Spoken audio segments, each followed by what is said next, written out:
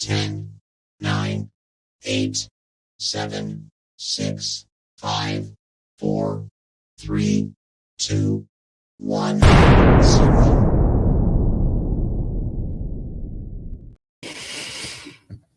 Hello, my friends. Hello.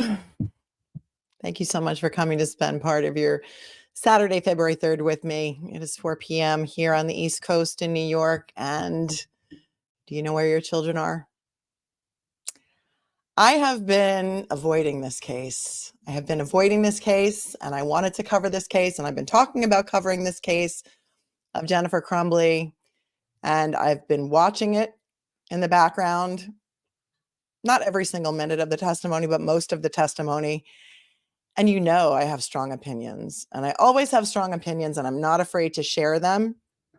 And this time I am really, really conflicted about this case. I'm really conflicted about this case. I'm really triggered by this case. I can see both sides of this case. I am torn. I'm really torn, and I'm coming to you because I want to know what you guys think and what you guys have to say about this case of Jennifer CRUMBLEY. This is an historic case. This is the first time in the United States that parents of a mass, I can't even say the word in the first 5 minutes, but if you're watching the trial, you know what this case is about.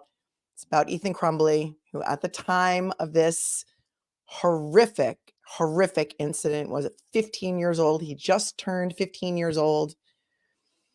And on November 30th of 2021, he was in school and he took the lives of 4 students at his high school, Oxford High School in Michigan, which is in Oakland County, Michigan.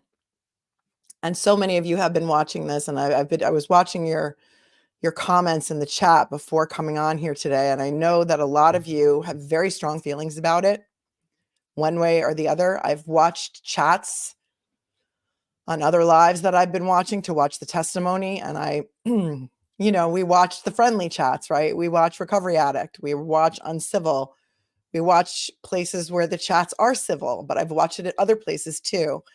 And there's a lot of vitriol about this case, both ways. And I feel like this is a slippery slope, but I want to get your thoughts on it. I want to get my finger on the pulse of how you guys are feeling about it.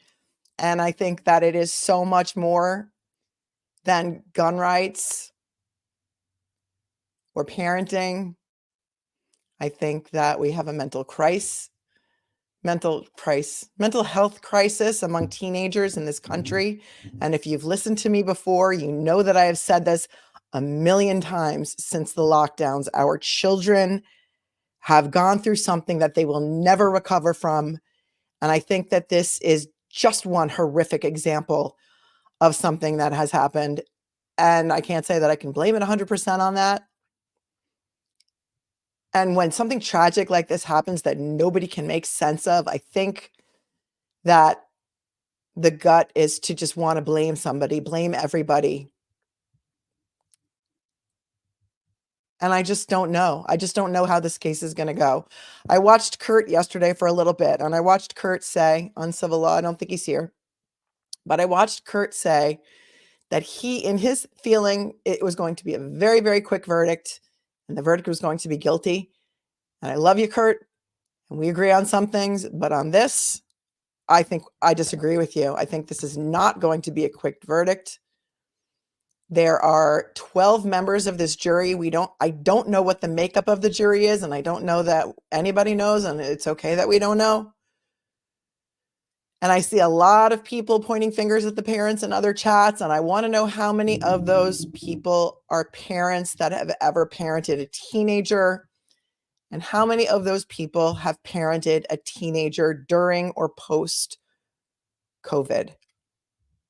Because it has not been easy for anyone. That said, this show is always about the victims. And this case, is about these 4 young people whose lives were taken brutally and way, way, way too early. Hannah St. Julian was 14 years old. Madison Baldwin was 17 years old. Tate Meir was 16 years old. And Justin Schilling was 17 years old.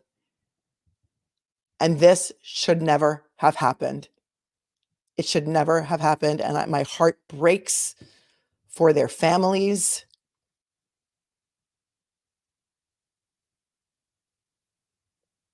Ethan CRUMBLEY pled guilty to the taking of these students' lives. And this past December of 2023, he was sentenced to life without parole plus 24 years. He will likely never see the light of day. And I just want you to keep in mind that at the time that this happened, he had just turned 15 years old. He was sentenced as an adult. And I think that this is one of the problems that I'm really having trouble reconciling in my brain. I know, I'm tearing up too. I don't know how I'm going to get through this. Thanks, Ed. I know. Thanks for that. Thanks for egging me on. This is so hard for me to talk about. You know that I'm a mother. I have 5 kids of my own. And I know that so many of you are mothers too. And my heart breaks in so many different directions that it's hard for me to even articulate it, but I'm going to try because that's what we do. That's what we do here. So I don't really have a plan for today's show. I have some ideas of where I want to go and what I want to look at, but I'm going to let you guys guide me in what you think is important and what you think kind of influenced you watching this trial. And I thought I had a lot more time on this because they were saying this trial was going to be 2 to 3 weeks, and it was only 7 days of testimony. So the trial started on Thursday, January. What was that? That was the 25th. There was testimony Thursday, Friday, and then every day this week, Monday through Friday. The defense put on 1 witness, the defendant, who testified. She was cross-examined on Friday, and the defense rested. And she really shocked, I think, the prosecution when she rested, Shannon Smith, because they expected her to have more witnesses, and she rested. And I feel like the prosecution wasn't ready to close, although they should have had their closing ready throughout the entire trial. And then closings happened on Friday, and the jury will get the case on Monday morning. I do not think it's going to be a quick verdict. I just don't. I don't see how they can come to a quick verdict unless it's guilty and everybody's just like, guilty, we're done. But I think it's very, very difficult. I'm having so much trouble in my own mind that I can't even imagine what it would be like to be on a jury in this case. And I just want to shout out Brian. Thank you, Brian, for coming in here so early and throwing me a super chat before the stream even started. You are the best, man. You're the best. I hope you're doing okay. I heard you say some things on the air the other night, but I will check in with you later to make sure you're doing okay. And these are just a couple of comments that I starred before this stream even started. And I see this is what you guys had already been talking about in the chat. Jamjar says, I get what you're saying. He was tried as an adult. Well, he wasn't tried, actually. He pled guilty, so there was no trial. But he was sentenced as an adult. So you're right about that. He was sentenced as an adult with premeditation. Now they're saying his cries are that of a child whose cries were neglected. You can't have both. I'm having a problem reconciling that in my head as well. American Nana says, no parent is perfect. My daughter's in recovery and I had never dealt with drugs. Taught her all the right things. Bad things can happen to any of us. Yes. Joy Davies says, clearly a lot of you don't have children. Walk a mile in someone else's shoes. Yes. Phoenix Rising. They bought a 15-year-old sad, weird boy handgun. Angry face. Gun and bullets were not secured. That kid with 2 pigsties didn't remove lock and place it neatly in the package with both keys. And so I think I see where you're going with that, Phoenix. And I think a lot of people feel that way. And I can see that side of it as well. Rescue Puppy says, when JC saw her son in the interview room, it broke my heart to see that broken boy asking his mom to stay with him. And she said, why? She didn't touch him. And I think also, I just want to say something else, is that I think it is so hard to predict how anybody would react in any situation. I think it is so hard to predict that. And we see that all the time, right? And we say that all the time. Juries don't leave their common sense at the door. And so when you walk in and you're sitting on a jury, you're bringing with you all of your personal experiences, everything that's ever happened to you in your life, your upbringing, the way that you parent your children, the way that you were parented. And I think it's so hard to judge or react how anybody would behave in this particular situation. Any situation. I'm not calling out your comment, but I'm just saying, what's the right way to react to something like this? You know, what is the right way? I don't know. And I don't know the answer. I just think it's so hard to judge. Sandy B. Cami, I honestly do not believe that they ran. Okay, so you're talking about after they were supposed to turn themselves in for their arraignment, and they did. They fled and they were found in a warehouse or something. They didn't show up for their arraignment. If you're going to run away from the law and $4,000 in cash, you're going to go further than the next town an hour away. And then Joy said they weren't running. They were trying to find a place to sleep. They couldn't go home with media baying mobs after them. What would you do in the same situation? Right, Joy? Right. Like I'm saying, I don't think any of us can judge how we would act in a certain situation. And when you're put under a microscope, like I saw Jennifer CRUMBLEY during Cross on Friday, it made me mad. And I want to know if you think that cross-examination backfired. I want to play that because today that's one of the things that I want to play is her cross-examination. I think she had no choice but to get on the stand. I think the jury needed to hear from her. And whether they liked her or not is anyone's guess. And we can all sit and judge whether we liked her or not. And I think a jury is going to absolutely weigh that into their decision, whether they liked her or not. And I want to know from you whether you think that cross-examination backfired. We're going to watch it together because I found it to be offensive. And in my opinion, I think it might backfire on them. Judy Gillespie, how many people on here or in chat would like to have their life dissected? She was not a good mother, but the state has overcharged her so many Monday morning quarterbacks. That's what I'm saying, Judy. That's what I'm saying. And Green Eyed Southern Girl, thank you for this. Everyone in the rude chats are acting like they are the perfect parents. No parent is perfect. And she got on the stand and had every aspect of her life judged. Yes. Jamie, thanks for your super chat. Hi, Melanie. Making Law Simple has the jury breakdown on his YouTube channel in the community tab. That's awesome. I will look for that and see. So I can tell you what the jury breakdown is. Hold on. And it says how many men, how many women, and maybe what they do for a living, how old they are. Thank you, Maureen, for your super sticker. You're always so generous. So early in the stream. Whiskey 77, thank you for your super chat. Oh, thank you. Okay, 10 women, 7 men, most parents. None of them are anti-pew pew. Pew pew is YouTube word for stick them up. And so many of us come from places where, listen, I live in New York. I didn't grow up with guns in my house. I do not have friends who grew up with guns in their houses. We do not come from a hunting family. But I want to watch the testimony also of the dean of students, because to me, that was the most important, one of the most important testimonies in this case. So aside from those two things, you tell me where you want to go with this. Right. A lot of people grew up with guns, lots of guns. So when I listened to the dean of students testimony, that gave me a whole new thoughts about this.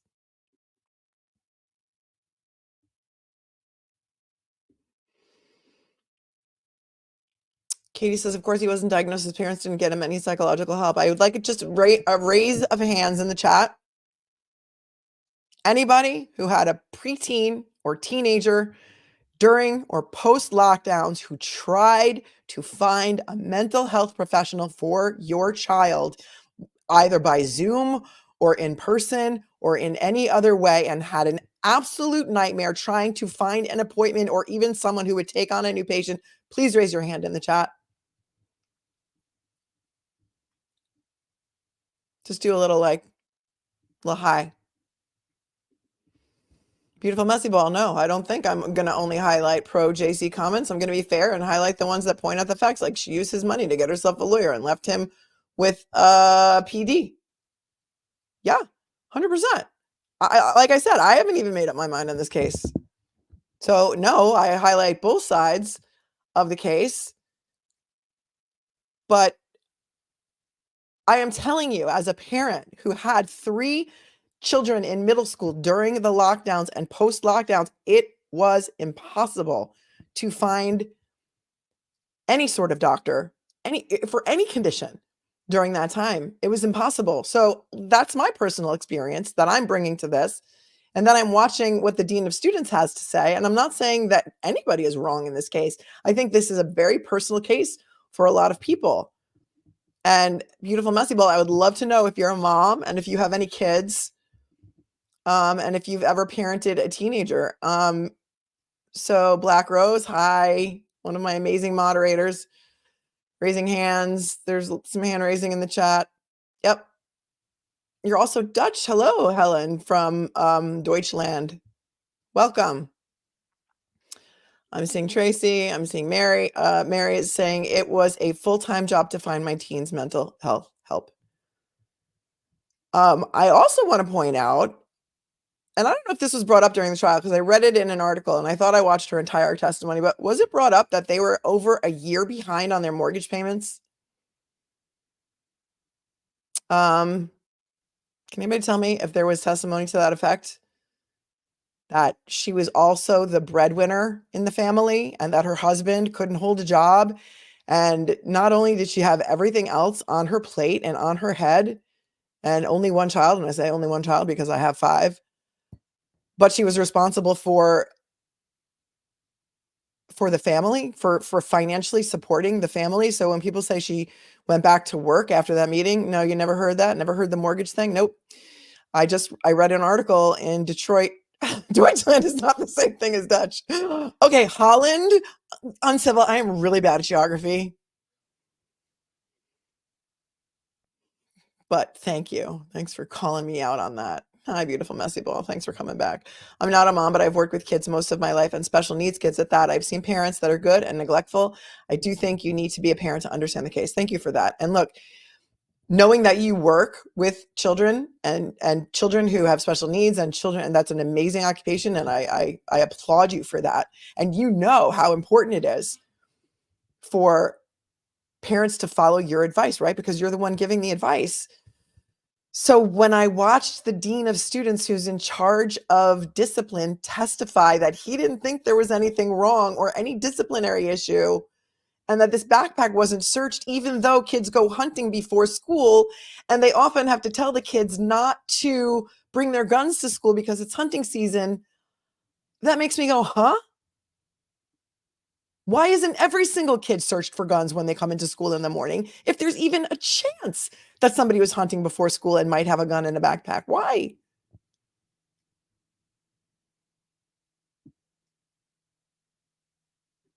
No, they didn't say they were so far behind, but they did say she was the breadwinner. Yeah. They were something like 468 days in arrears on their mortgage. They had only paid a portion of their property taxes. This woman had a lot on her plate, and I'm not making excuses for her. And everyone should pay attention to their kids, and everyone should be aware of their children's mental health issues. But he had no disciplinary issues in school ever before this. And so that's where I'm having a big problem. Hi, Caitlin. Thanks for your super chat. How do you think that the defense attorney did? She has had much backlash. People hate her. People hate her. I don't hate her. I hate some people she represented Larry Nasser, that horrific doctor that SA'd hundreds and hundreds of gymnasts. I think she did the best she could with what she's had, and I don't understand the backlash except for take it from me, it happens to a lot of women attorneys, but we'll look at some of that too, because there was that issue in the beginning where they said she was sobbing and then she said she didn't. And, there were some issues of, her stomping her feet. I didn't like her objection. I didn't like her objections because she didn't really object and just say objection. She just would be like, Judge, I kind of think that I disagree with that. But I don't fault her for quoting Taylor Swift in her opening or trying to, in some way endear herself or bond with the jury. That's your job. It's what you have to do. We'll watch a little bit of her closing too if we have time today. I don't know that we're going to have time to do everything we want to do today, but we'll see how far we get. It may take 2 streams. We have to come back tomorrow and do the other half of this because there's so much to it that it's hard to just do this in one show. Thank you, Galen, for gifting 10 memberships. You are amazing. YouTube randomly distributes them. I have no control over that, so you need to be in the chat participating and opted into gifts. Tara, thank you so much for your super chat. A woman on Recovery Addict called in and said her child had issues that led to court. She thinks she should pay. Wanted to ask her how her charges resolved, if any. Oh, she thinks that Jennifer Crumbley should pay. Okay. Thank you, JC, for your very, very generous $50 super chat. Why is no one asking why the school made the decisions they made? They allowed him to stay that day. They had lots of information, previous issues that they admitted they didn't tell mom about. I have 4 kids, teens through COVID, mental health. Impossible. Impossible. Jay, I am here to talk about that today because those are my questions as well. Those are my questions as well. And if Jennifer Crumbley was trying to keep the house afloat, her husband didn't seem to be able to find a job, was not employed. She was questioned at length about that.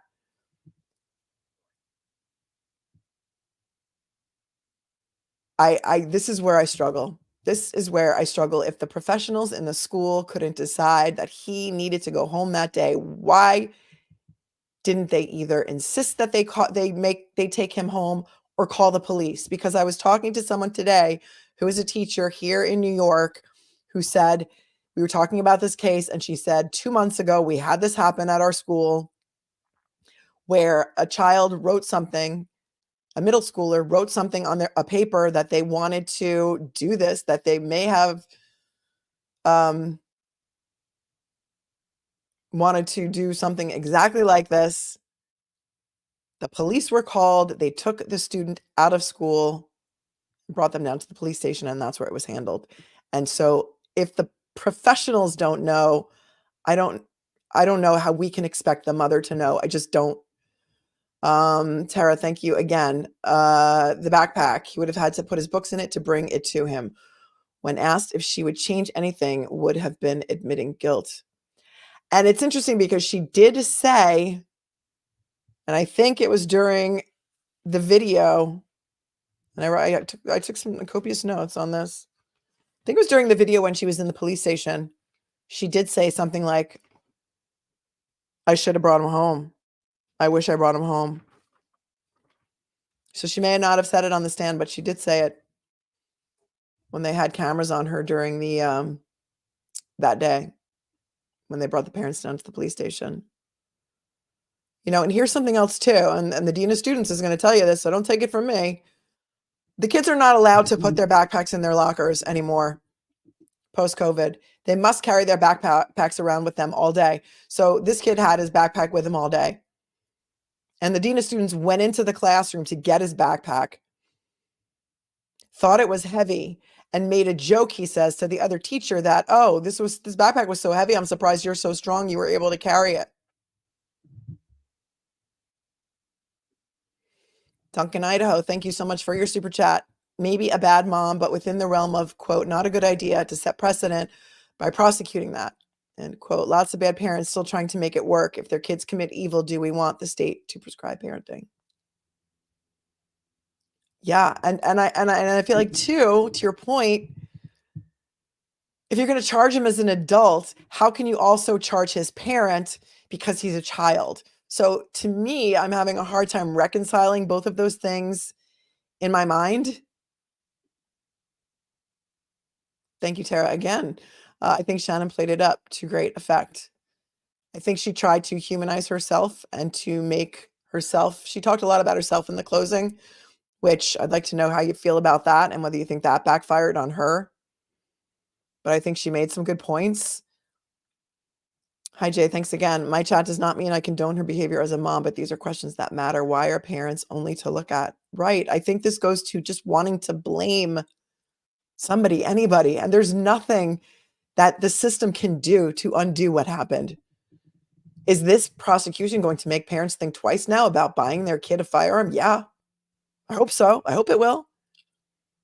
But in certain states and in certain parts of the country, firearms are a part of growing up for some families. I don't understand that, but they are, because it wasn't me. I'm not saying it's right or wrong. Thanks, Paul, for gifting a membership. I really appreciate that. So I think what I'd like to do first is I want you to watch with me the testimony of this dean, because this is where it hit for me. This is where it hit for me. I want to know where if you feel the same way. And we're going to kind of watch it from the beginning. Maybe I'll start it. What did I say? I wanted to start it like at 3 minutes, and I'm going to speed it up because it's about an hour long, but I think there's so many important points here that we can't just ignore them. This is the guy at the high school who was involved in discipline. He was in charge of discipline. Okay? I want to know what you think. I don't know if everybody has seen this already, but let's watch it together.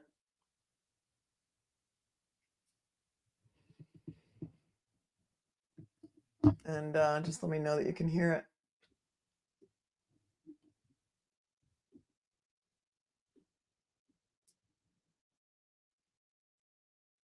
The Oakland School's technical campus.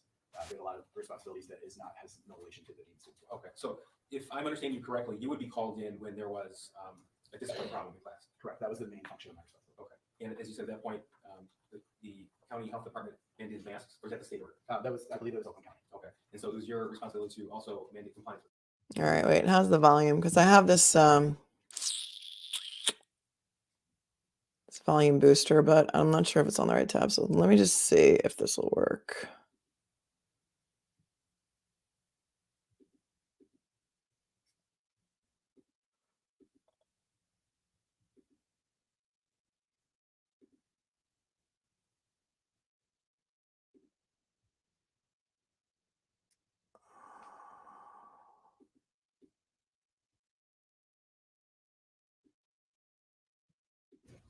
Good morning. Could you raise your hand? Do you swear or affirm the testimony about to give is the truth, so help you God? Please step up and have a seat. And then can you state your name for the record and spell your first and last name? Sure. Nicholas Ejak, first name Nicholas, last name Ejak, Ejak. Fantastic. Thank you. Sir, I want to direct your attention to the fall of 2021. Where were you working at that time? Oxford High School. And what were you doing there? I was the dean of students. How long have you been employed at that time with the Oxford School District? That was my first year. I'm sorry? That was my first year. Okay. And you're with a different school district now? Correct. Okay. Tell the jury, please, what exactly the Dean of Students at Oxford High School did. So the dean of students is responsible for all of the student body behavior, discipline, attendance, academic intervention, behavior intervention. Okay. So walk us through a typical day as the Dean of Students at Oxford High School, at least in the fall of 2021. Sure. So in the fall, also we were in 2021, we were dealing through the COVID-19 pandemic. So in addition to those responsibilities, due to the health order, part of my responsibility was ensuring that everybody was masked up. So that was part of the job throughout the day too, was to ensure students had access to masks, but they were also wearing them. Students being referred throughout the day from teachers based on behavior they're seeing in class, students coming down to report stuff going on in the building, conflicts they're having, conflicts they're hearing about, attendance issues where kids aren't coming to school or they're showing up late frequently to class. At the time we didn't have an attendance policy coming out of COVID, so it's also part of my responsibility was to put together policy that would work in the school. Okay. So yesterday we heard from Sean Hopkins, who's a school counselor, and he said that there were 4 counselors. How many Dean of Students were there? 1. Okay. So were the responsibilities of a school counselor different from the responsibilities of the Dean of Students? Yes, that's All right, I have that boosted to like 250, and I'll try and talk more quietly. So maybe try and turn your volume up, because the sound is not that great on these, but I'm doing the best I can. He's in charge of discipline. He was very involved with masks, making sure there were enough masks.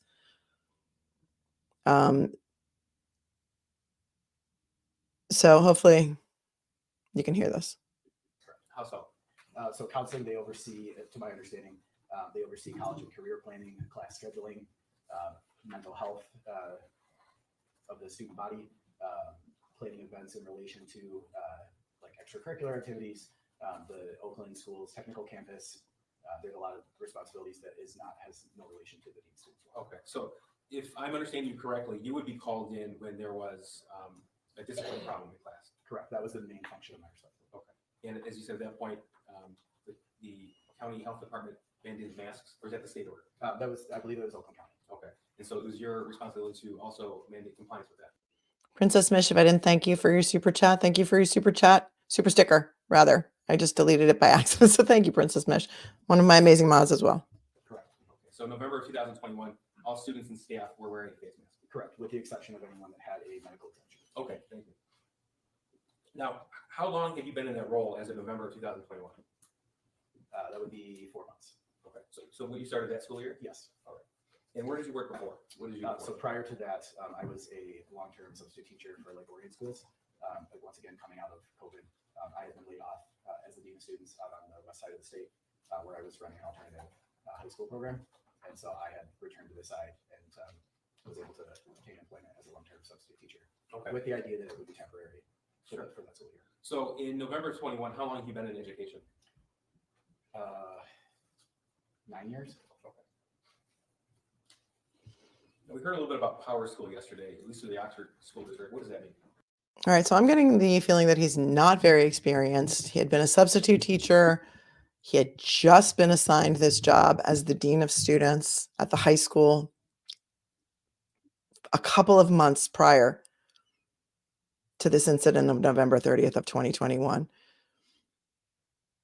So Power School is a student information system where essentially a bunch of data on students is stored and accessible for teachers, administrators, students, and parents. Everybody has a different view of that, but it's the same system. So if you're a parent, there's a parent view where you're able to see specific things to your child as a parent. For students, it's the same thing. You can see stuff for your students, which includes your grades, missing assignments, and then like my view as a part of the school staff administration would be be able to see all of that. Okay. And input information to them as well. And as an administrator, you're able to input, is that what you said? Correct. Okay. And that came with every student in the district, is that right? Correct. That was Jennifer Crumbley's son, a student in So they have this thing called Power School, which is something that we have for our students here as well. We call it Parent Portal. But you can go onto the portal and you can see the homework. You can see the homeworks that your child is missing, the assignments that they're missing, the assignments that are due. You can check their grades. You can check and based on Jennifer's testimony, she was checking that Parent Portal, or what they're calling Power School, all the time.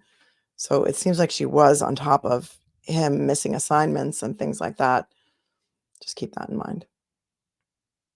Oxford High School in the fall of 2021. Yes, Prior to November of 2021, did you have any interaction with him? I did not know.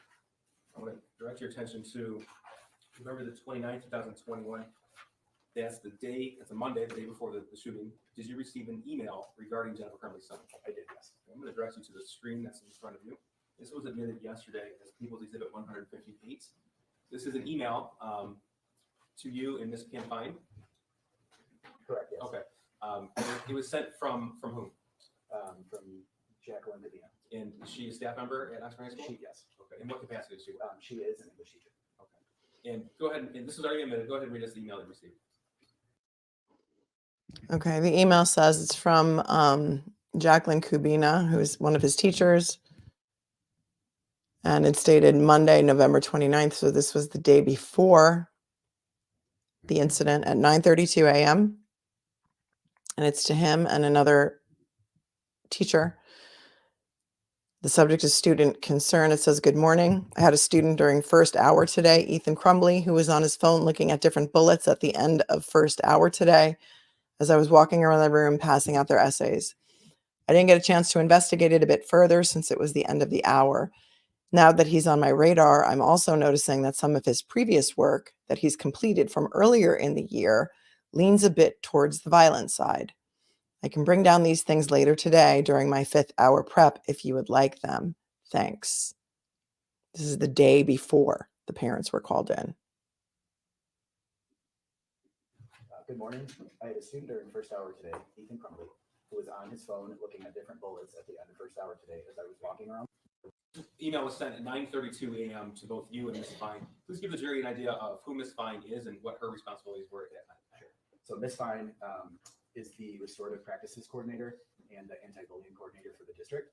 However, her position is housed at Oxford High School, but she does work in all the other buildings throughout the district. And she had previously been, before my employment, the dean of students there. And so due to her role with anti-bullying and restorative practices, her and I would often team up together to handle the behavior and discipline throughout the school. Okay. So that's why both of us were. Okay. Sent this email. So when you received this email, what did you do? So by the time I had actually, Well, let me ask you this question. If you recall, when did you actually receive the email? When did you actually read it? when I received the email, it was probably around 11 a.m. Okay. I was aware that there was an email. And tell us what happened with the situation. So when I was made aware of the email, it was coming from Ms. Fine, who had overheard me returning to my office from a meeting that I was in when this email was initially sent. Your office was in the administrative section of the Oxford High School? Yes, my office was right next to hers. Next to Ms. Fine? Correct. Okay. And so we often would just like kind of yell out if we needed to talk to one another, and then one of us would walk over to the other's office. Okay. And so she had heard me returning to my office, and I remember her saying, "Hey, do you remember that email we got today?" And I said, "What email?" And that's when I walked over to her office and pulled it up on my phone, and she began to explain to me that she had read the email and knew that I was in the meeting, and I believe she even responded about it to the teacher. Okay. And walked me through the steps she took, which was calling the student down. Mr. Hopkins was with Ms. Fine in the meeting, correct? Correct. Okay. Yes. The meeting has since ended, and so like she was just walking me through what they did. Okay. So she updated you on what happened in the meeting? I'm sorry. What? She gave you an update on what happened in the meeting? Yes, with correct. Jennifer Cummings? Okay. After you received that information, did you determine if you had to take any steps regarding discipline? It wasn't necessary that I did anything further. She did everything that I would have done.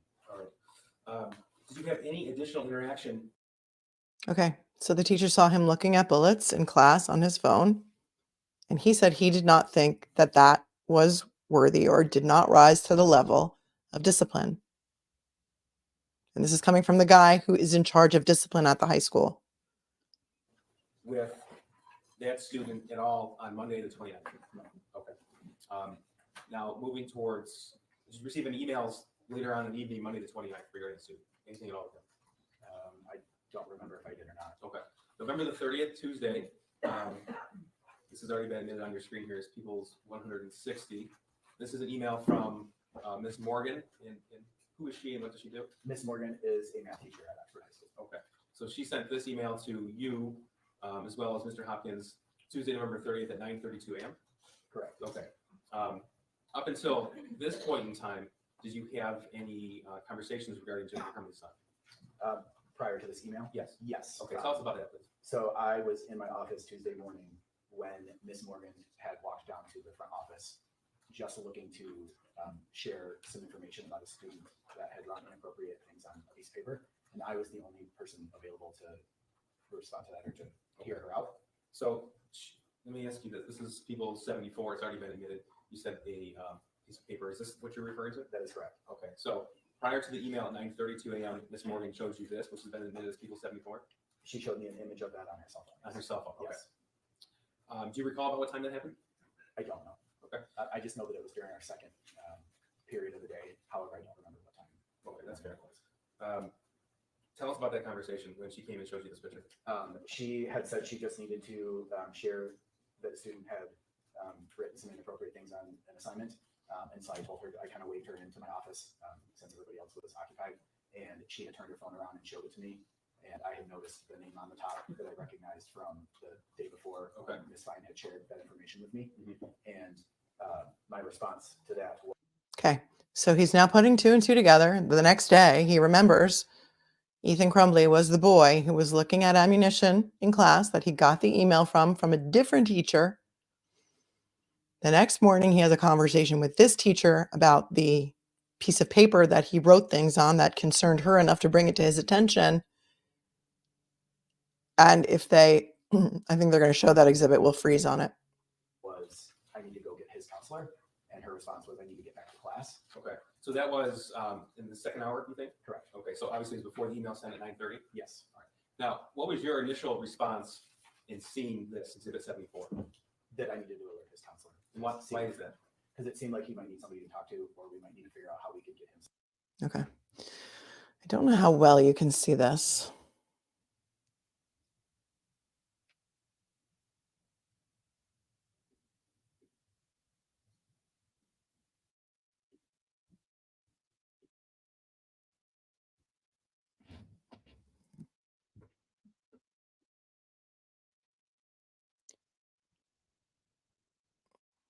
It's not going to let me make it any bigger. There's a picture of a gun that he drew on his math paper. It says, "The thoughts won't stop. Help me." There's a picture here of a guy. There's the words here that say "blood everywhere" with a picture. It looks like a drawing of a bullet.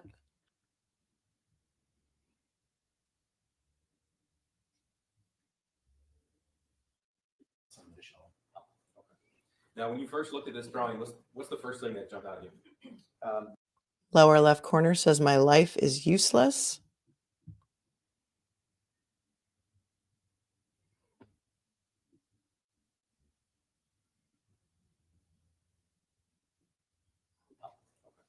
Now, when you first looked at this drawing, what's the first thing that jumped out at you? The statements. Which The one in blood particular? everywhere is what I noticed first. The world is dead. My life is useless. Those were the things that stood out to me. Okay. So when you were shown this, were you thinking of a lens through discipline or through his counseling? Counseling, 100%. Why do you say 100%? Because I don't notice anything on there that would rise to the level that there would be any type of student discipline. So what There's nothing on there that would rise to the level of student discipline. He's bringing in the counselor because he needs counseling, not discipline. happened next, please? So Miss Morgan left my office, and I left my office, and she returned to her classroom, and I walked onto the counseling area to alert Mr. Hopkins. Okay. And did you show this drawing to Mr. Hopkins? I did not. Okay. When you say you alerted him, what do you mean? So when I arrived to the threshold of the doorway in his office, before I even said a word, he said to me, "Ethan Crumbly," and my response was, "Yeah, how did you know?" And so he had shared that he had received an email that morning from another teacher regarding Ethan Crumbly, and his understanding was that's why I was there, and that's when I shared with him that I had received a drawing from Miss Morgan with those statements on it. Okay. This drawing right here exists 74? That is correct, yes. Okay. Now tell us what happened next, please. His response, Mr. Hopkins. Okay, so the counselor's on notice of two things, two emails, one from the teacher that the day prior to this, he's looking at ammunition on his phone. And then this day, when this math paper is brought to his attention with these disturbing statements and pictures on them, which the dean says that he thinks the statements were more concerning than the pictures. His response to that was, "I'll go get him from class right now." And he stood up from his chair and walked onto the math class and grabbed Ethan. Okay. Did you go with him or did you stay? I remained in his office.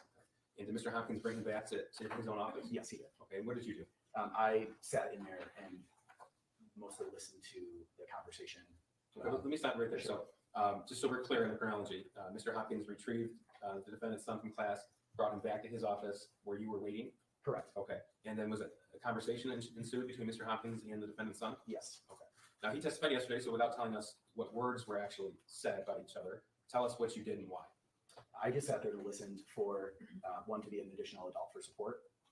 I feel it's important in my job to know that there's more than one adult in the building that cares about the students.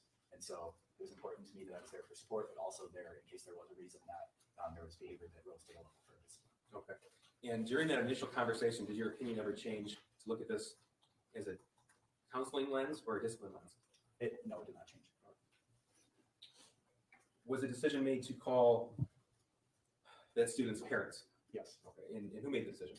Sean had made that decision. Okay. And were you there when he made that phone call? I was, yes.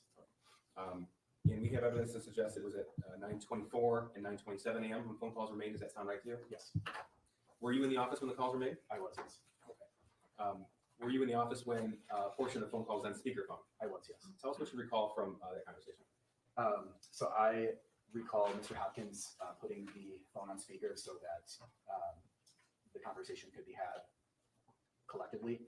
And so Sean Hopkins had introduced myself and said we were there with Ethan. And during that conversation, he had forwarded the email that we got of this assignment to his mother. Is that the defendant, Jennifer Crumbleigh? Yes, correct. Okay. so that she could see it in real time while we were having the conversation. Okay. Did the defendant make any statements regarding that? I believe she said, "What were you thinking? Why did you do this?" Okay. And that was while on the speakerphone where her son would be able to hear? Yes. Okay. Were you there when,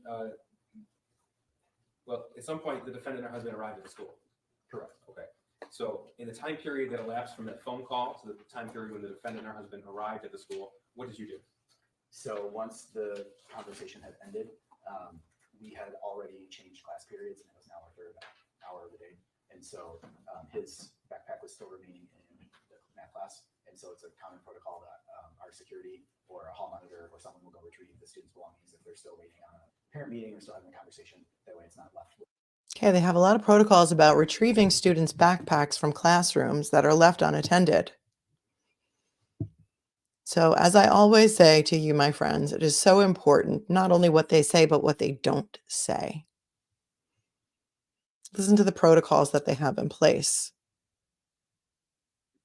When other students arrive. Okay, so what did you do? So I left Mr. Hopkins' office and walked down to Ms. Warren's classroom to retrieve his backpack. Okay, and did you give it to him?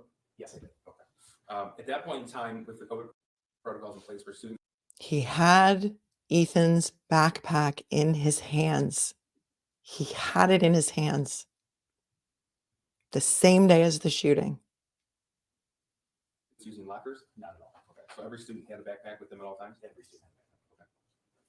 Okay. Now, what was your expectation of what was to occur at the meeting with James and Jennifer Crumbleigh at school? So my understanding was that we were going to discuss what would be best to move forward next for getting him some additional help, and that would be happening that afternoon. Okay. As in happening that afternoon, what does that mean? That he would be leaving from the parent meeting with his parents. Okay.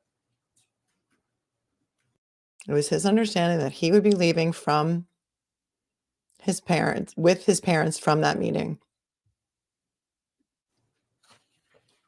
Were you in the counseling office during the meeting with James and Jennifer Crumbleigh? For most of it, yes. Okay. And who led the meeting primarily? Mr. Hopkins did. Okay. Tell us a little bit about how that meeting progressed. So when I arrived, Mr. and Mrs. Crumbleigh were already in his office, and they had already began talking about the events that led to the parent meeting, and the edited drawing. Yeah, you said, so this is exhibit 123. So this is what you're referring to as the edited That drawing? is correct, yes. Okay. That was on the table because Mr. Hopkins had retrieved that from the teacher when he went to get Ethan from class. Okay. So that was on the table, and for them to view, although, like I mentioned before, Sean had emailed a copy of the original document to Mrs. Crumbleigh.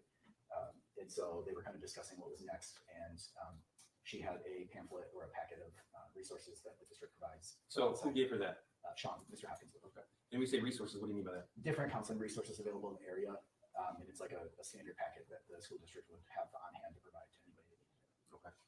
Have you been involved in meetings where that sort of So they had a standard packet on hand of mental health counselors that they would give parents in situations like this. It's interesting that they had that on hand, that they didn't go need to look up resources, write down phone numbers and doctors' names on a sticky note. They had that information. information has been provided to parents in the past? Yes, And you said it's a standard list of information? or it's just a resources? general list, yeah, Okay. of stuff in the surrounding local area. Does that include facilities or organizations that allow same-day counseling appointments? That I'm not sure of. Are you familiar with Common Ground? I am familiar with that. And what is that organization? So that is, they offer a couple different things. So they offer mental health resources. You can call a hotline to speak to somebody. You can even go there for like day of intake screening assessments.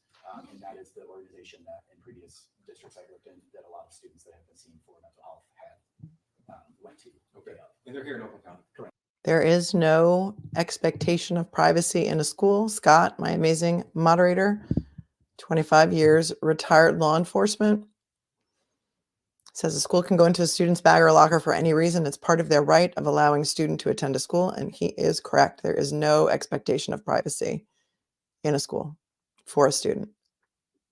Yes. All right. All right. Now, clearly your expectation of what was to happen at the meeting was not met. Tell us about that, please. So throughout the conversation, I had overheard his parents confirm the things that Ethan was sharing with us in his office. that were kind of explaining the drawings and the words that he had written that supported him feeling sad. And so he had shared that a dog had passed away recently, a grandmother had passed away, and then one of his close friends had moved within the last month or so. And then that he was very interested in designing video. So his dog had passed away, his grandmother had passed away, his best friend moved away. And then the dean of students finds out from the mom that he's interested in designing video games. And then all of a sudden, the dean of students is going to tell you that he did not find these drawings concerning because of the fact that he wants to design video games. Games, and that had led to a argument the night before that he should be more focused on his academics rather than the video games. Did you provide any details about that argument? No. Did you provide any details about how the circumstance in which when his friend moved away? No. I'm sorry, please continue. And that he really struggled through the pandemic with the virtual learning, as many students did, and that they felt like he should put more focus on his academics than spending time working through the video game design. So at any point, did you see this as anything different than your initial perception, which was the mental health issue? No. Okay. You said you had the backpack with you and you provided it to the student. Okay. At any point, did anybody request to search the backpack? They did not. And did you search the backpack yourself? I did not. It wasn't necessary or rise to the. I'm going to put this down to regular speed now because this is, to me, is some of the most important testimony in this trial.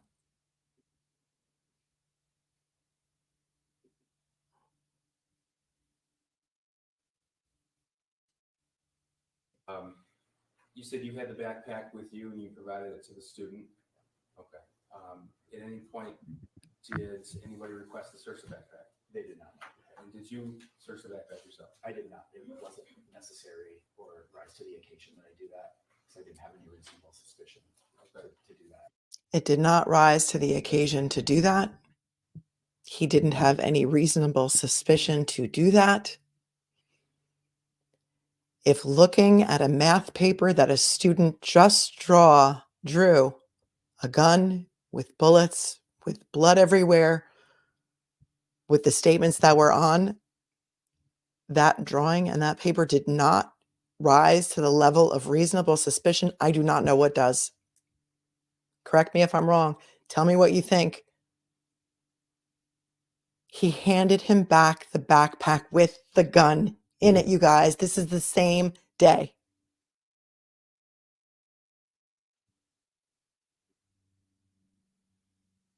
The same day. And we want to put the parents in jail, the mother in jail. Just think about that. I'm just throwing things out there. There are a lot of teachers who spend more time with children than the children spend with their parents through no fault of their own. Parents are working. So many businesses were decimated in this post-COVID world.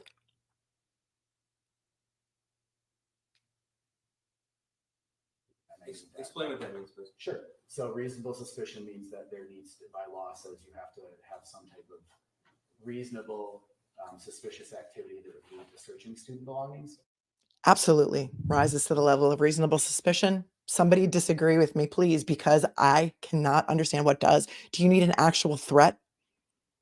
An actual threat? The student has to stand up in school and say, I have a gun in my backpack and I am going to shoot the place up. Is that the level that we need for reasonable suspicion? And I'm sure that he feels horrible. And in retrospect, that he wishes that he could change what he did. But this testimony blew me away.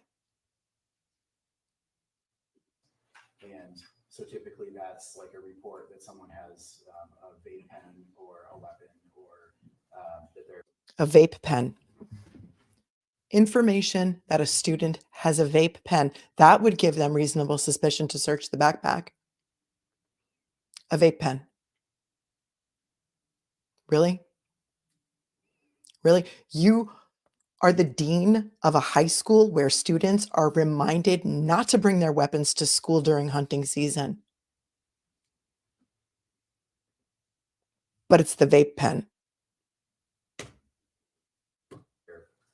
Securing something they're not supposed to have at school, or nervous behavior when you have their belongings, which is very typical of students that we have searched in the past. They usually, their behavior will change when you're in possession of their stuff. So because he wasn't nervous when he was sitting in the office, and because he wasn't nervous when he handed him back his backpack, he didn't think it was important to search the backpack. I'm just saying. Full-on psychopaths, full-on sociopaths do not have normal feelings and reactions. Correct me if I'm wrong. And none of that was present at that moment. And again, a lot of details. Well, have you ever met the defendant before, Jennifer CRUMBLEY? I have not. You ever met her husband before? I have not. Prior to this day, you ever met her son before? I did not know. And was he wearing a face mask the entire time? He was wearing a, yes, a COVID mask. Now, was there a desire for him not to be left alone at this point? That's what Sean had stated during the meeting when we were discussing. Sean is the counselor or guidance counselor, as we would call him here. What to do moving forward. And so his recommendation was that Ethan receive outside counseling as soon as possible today, if possible, meaning the 30th. Mm-hmm. And the response to that was, we can't take him anywhere today. We have to go back to work. And who said that? Mrs. CRUMBLEY said that. The defendant did? Yes. Okay. What was your reaction to that? It seemed a little odd based on my experiences in previous similar parent meetings when students are being seen for. Previous similar parent meetings. He's been the dean of students since September. This is November. I submit to you that he's not an expert in this area, that it would be odd that a parent might have to go to work. I also would like to remind you and all of us that in November of 2021, when the world wasn't even anywhere near back to normal, it would have been virtually impossible to take your child to an emergency room to be seen the same day because the lines were out the door with people wanting to be tested for COVID.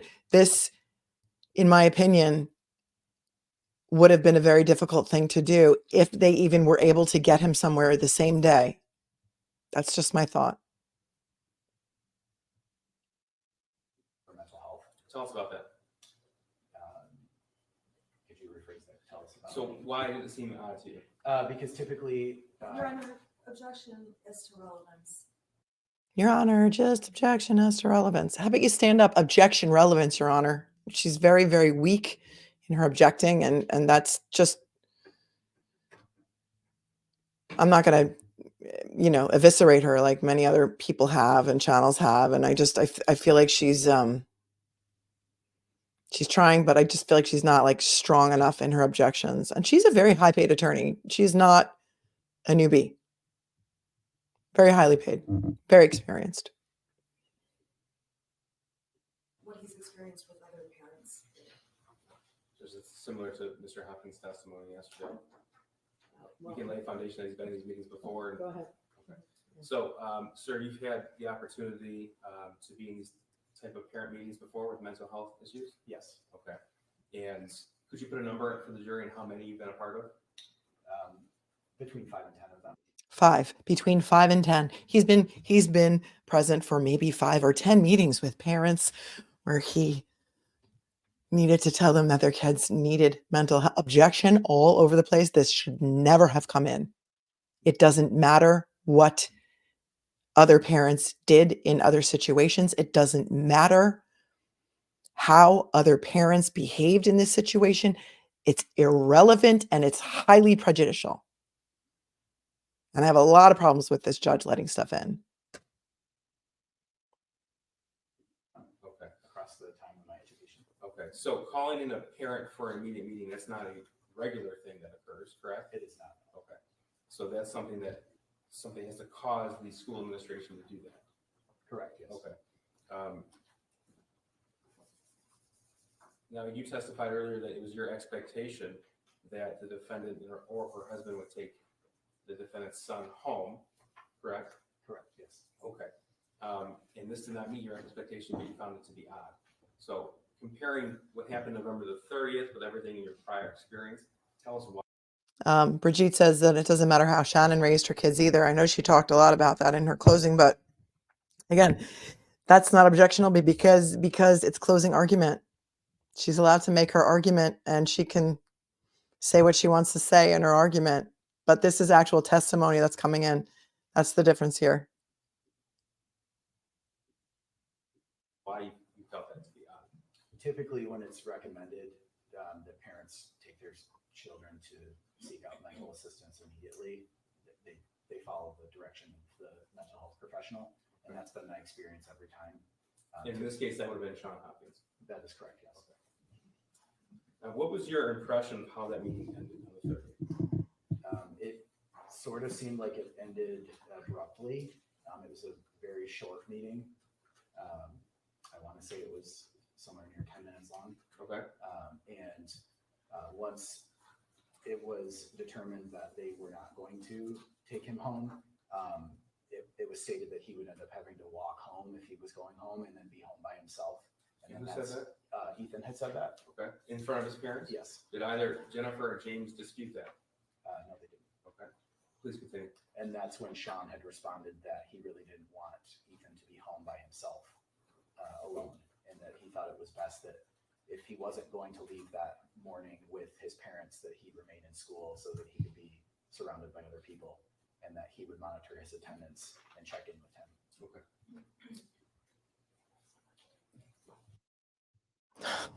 I mean, now that I hear this, I'm going to submit to you that they enabled this.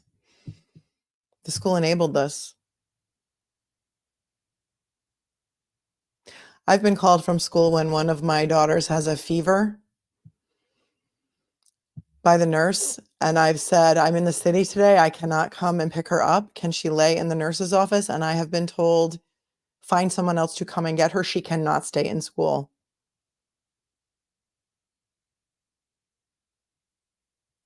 They had every right to tell the parents he must be removed from the school if they had that much of a concern.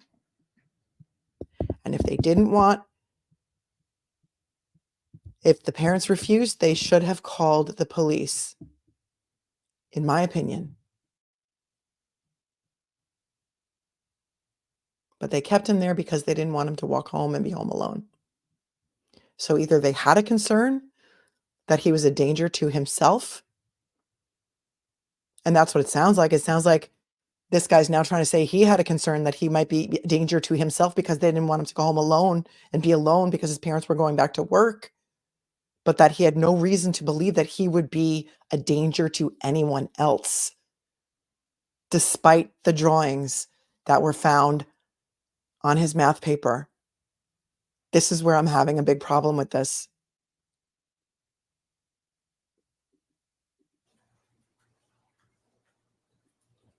Nothing further. Cross? Thank you, Your Honor. Good afternoon. Okay, this cross I thought was very good. So I just want to go to the chat for a minute before we get into cross and get your thoughts. Because I have so many thoughts, so many thoughts.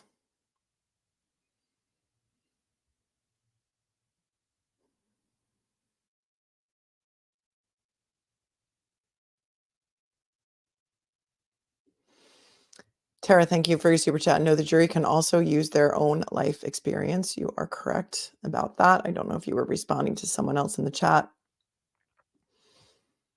Melanie Parkey, thank you for your super chat. Defense closing was excellent. Melanie says, not guilty. Tara, thank you again for your super chat. People are mad about the victim question. Of course, she is also a victim. Her child didn't die, but she lost who she thought he was, besides also losing jobs and home, her liberty. I mean, her life, as she knows it, is absolutely 100% over. The guilt.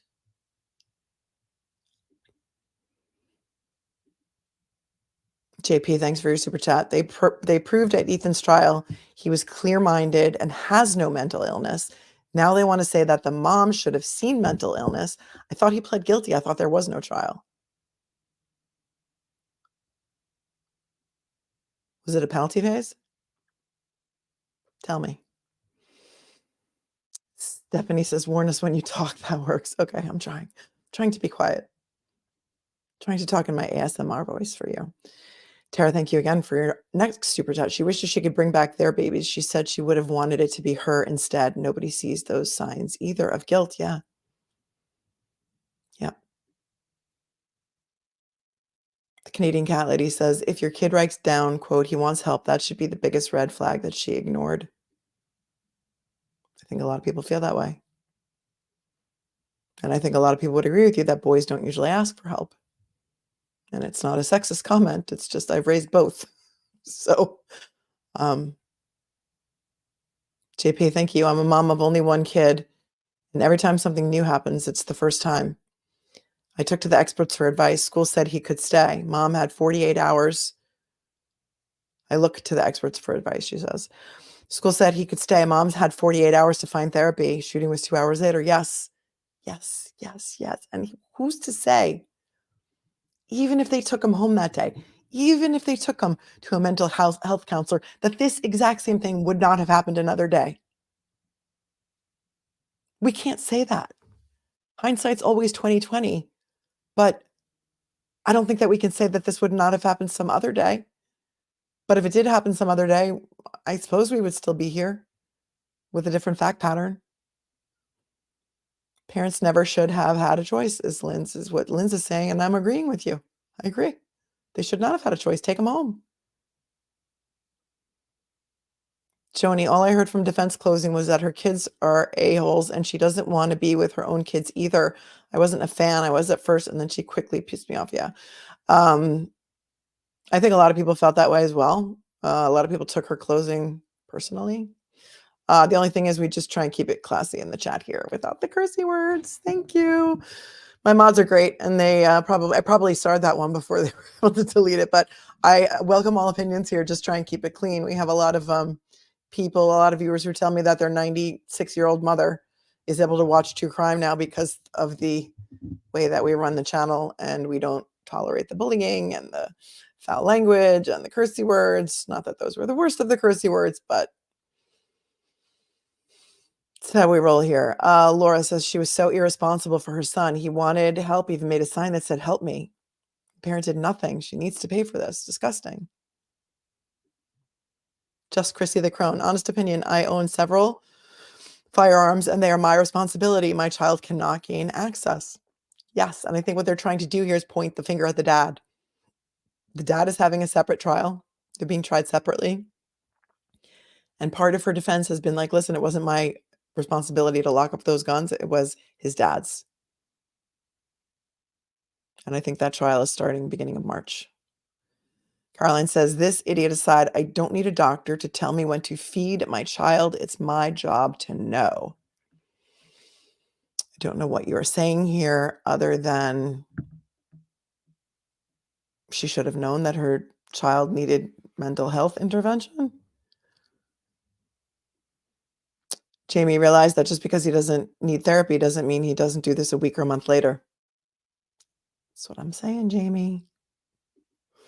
Paralegal Mandy, my daughter's high school backpack was so heavy that the school developed a suggestion of 2 backpacks. She had A day, B day, alternate days. She had pink and black to distinguish the days. Yep. The backpacks are heavy and they're not allowed to put them in their lockers anymore. Thank you, Sandy B, for the $10 super chat. I don't think they would have been able to get Ethan seen that day. He convinced 2 people in a school that deals with students every day that he was sad. Yes. And they didn't think it arose to the level of reasonable suspicion to search the backpack or to force him to be taken home.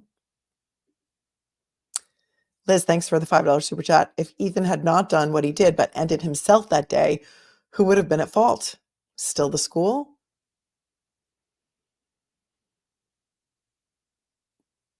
I don't think you can prosecute anyone for a self-unaliving, for a suicide. I don't think that there's anyone to prosecute. I mean, we saw that in the Maya case. That was a civil case. So criminally, I don't think there would have been anyone to prosecute. let's remember this is a criminal trial. I mean, I think a civil case would be a slam dunk in a case like this, but this has to be beyond a reasonable doubt. Sarah Harvey, thank you for your super chat. Thanks for covering this case. Watching 90 Minutes Behind. Did Ethan target specific students or was he shooting randomly? I don't have the answer to that. If somebody in the chat knows, please tell me. I don't know that a lot about his intent was brought out in this trial because it was too prejudicial. Marta says, but who buys a gun as a present to a minor? A lot of people do, Marta. A lot of people do. I don't know where you live, but it is not against the law to go to a shooting range with your minor child. And remember, he was 15 years old. It wasn't 8 or 9. And I don't know what the laws are, but kids that age are allowed to go hunting. There are a lot of places where it is okay and kids are given. Remember the Murdoch case where all those kids had guns in the Murdoch case. Let's go back and watch the cross-examination because there's going to be some more things that are brought up that I want you to see.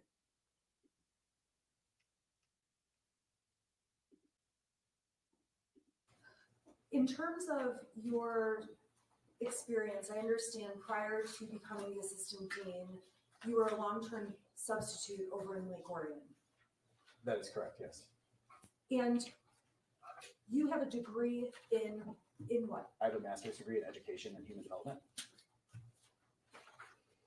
and a bachelor's degree in sociology. And did you ever have any training specific to disciplining students or discipline issues? Yes, on-the-job training. When you say you had on-the-job training, where was that? So my job previous to being a long-term substitute teacher, I was the dean of students for an alternative program in charge of behavior and discipline. And then I spent 3 years for Brandon School District as an intervention specialist. And so I specifically dealt with student behavior.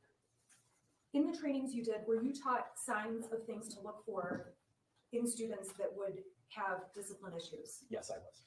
I believe you mentioned that one of those signs that you would know to look for in terms of thinking about what, if you need to search their backpack, would be whether they seem nervous when you're holding their materials, correct? Yes. Now, in this case, there was a time where you walked down to the classroom and retrieved Mrs. Crumbly's son's backpack. Yes. And you carried that backpack to the office where you were meeting with Mr. Hopkins and Mr. Crumbly's son, Mrs. Crumbly's son. Yes. When you carried that backpack back to Mrs. Crumbly's son, he did not appear to be nervous at all that you were holding his backpack. He didn't appear to even care that I was holding his backpack. And so based on him not caring or showing signs of nervousness, you had no concern there was anything in that bag. I had no reasonable suspicion the search was belonging to someone. You did make the observation that that bag felt unusually heavy. That is not correct. Did you ever make the observation about how heavy the Okay, listen up. This is very, very, in my opinion, this is some of the most key testimony of the trial. He's very inexperienced. He says he did not have reasonable suspicion to search that bag. And I submit to you, if that is not reasonable suspicion, what is? What is? If they're told that a kid is vaping in the bathroom, they search the backpack. He said that earlier. They're looking for vapes.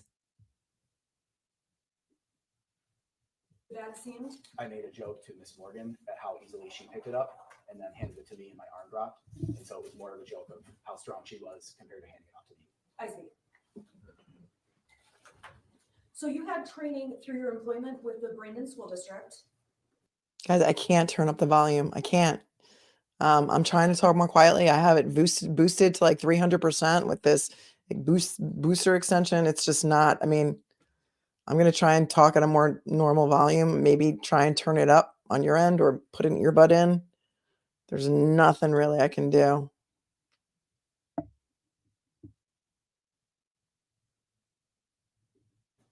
Correct, yes. You had training when you were working on your undergraduate degree. Correct, yes. You obviously have your advanced master's degree. That is correct. You have the experience from working in the school across state. That is correct. And you probably have attended other seminars and things to keep up to date on any recent developments in this area. Yes. How many additional hours would you say you've spent in those additional trainings? I'm not sure. Are you required to do a certain number per year? No, I'm not. But you do those trainings? Yes. Have you done more than one training? Yes. More than 5? No. So your main job or responsibility at Oxford High School was to be in charge of discipline issues with the students. That was one of them, yes. And when you were looking at any situation involving Mrs. Crumbley's son, there was nothing that you determined required a disciplinary action. There was nothing that had required discipline in that situation. No. So we talked yesterday about how Mrs. Crumbley's son was caught looking up bullets during class time. Yes. There was no discipline needed after he's looking up bullets in a classroom. That doesn't reach to the level where there would be a consequence. And with respect to that issue, there was a phone call and a voicemail left for Mrs. Crumbley. That is correct. You were present when Ms. Fine left the message. I was not present when she left the message. Mr. Hopkins was present when the message was left. I can't speak to that. Thank you. As far as you knew, Mrs. Crumbley was not asked to come to the school regarding the bullets, As far as I know, she wasn't. No. and Mrs. Crumbley was not asked to call back to the school, as far as you know, She was asked to return the phone call if she had any questions about what had occurred. but not asked to return the phone call no matter what. No, we often just give parents phone calls when we meet with students regardless of the issue, just to keep them informed on what we talked about without a request to return phone call.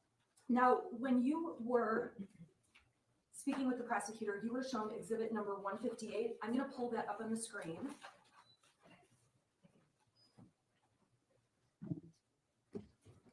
Okay, so I've got 158 up there. And this is an email chain that went between Miss Kubina and yourself. All right, so we're watching the audio from Channel 4 in Detroit. I mean, if you know who's got the better audio, I'm looking on Law and Crime. I don't even see that they have the live stream on there. So I don't know what audio Recovery Addict was using.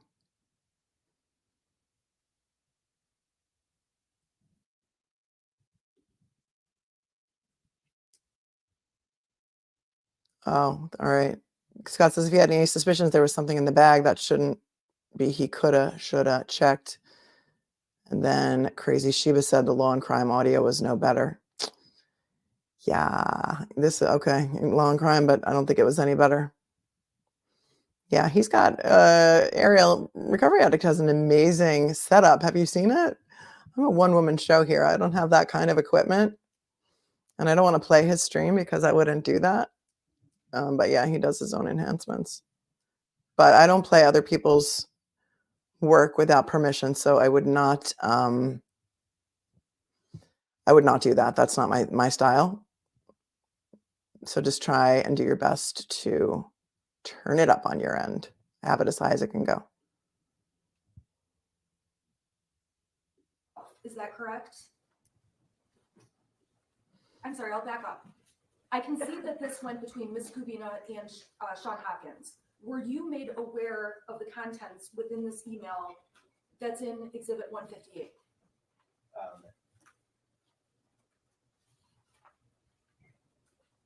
Yes.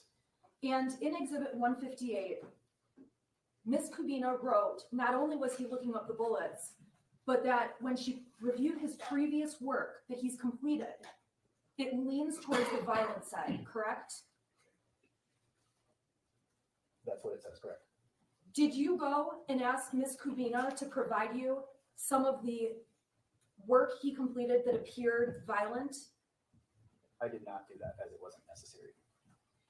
So Wasn't necessary for him to find out what was so violent that she was talking about that concerned her enough to write him this email the day before this happened.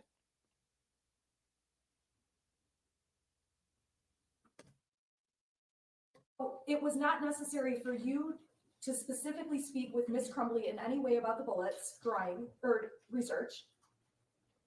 It was not necessary. And it was not necessary for you to look at what were described as violent side indications in his prior work.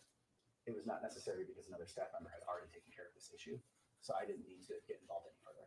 And you did not mention to Mrs. Crumbly at any point in time that a teacher had described prior work of her son to be on the violent side. Can you rephrase the question? Sure. Did you ever talk to Mrs. Crumbly that there was an indication from a teacher that her son had prior work that leaned on the violent side? During the meeting that we had on the 30th. You're saying you discussed, We discussed that during the meeting we had on the 30th. but at that time, you didn't even have the violent leaning materials, correct? That is correct. No. And you didn't show her any of the examples that you would say would be violent leaning materials. Didn't have those to show her. No. And as far as you were aware, well, I'll ask if you were you aware if anyone ever discussed violent leaning drawings or violent leaning work in the past with Mrs. Crumbly? Are you aware? I'm not aware of that, nor there was any documentation prior to this that would describe that.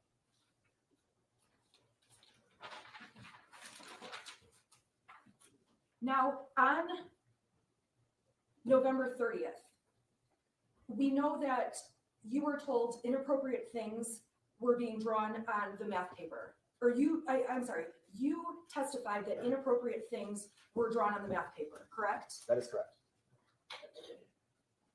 And when you're talking about the math paper, you're speaking about what we see in Exhibit 74 that has drawings and writings by Mrs. Crumbly's son on the paper. That is correct. You're aware that Mrs. Crumbly's son was drawing these things and writing these words during class time when he was supposed to be working on this review, correct? Yep. And that did not create a discipline issue Well, to you? when he's seen for mental health, that supersedes any type of minor violation that this would potentially rise to. But this doesn't violate any of the code of our conduct. So there wouldn't be discipline. And as I mentioned, because of the fact that he was being seen by his counselor for mental health, that's what takes precedence in the situation. That was explained to Mrs. Crumbly. This is not a discipline issue. Your son Doesn't rise to the level of discipline.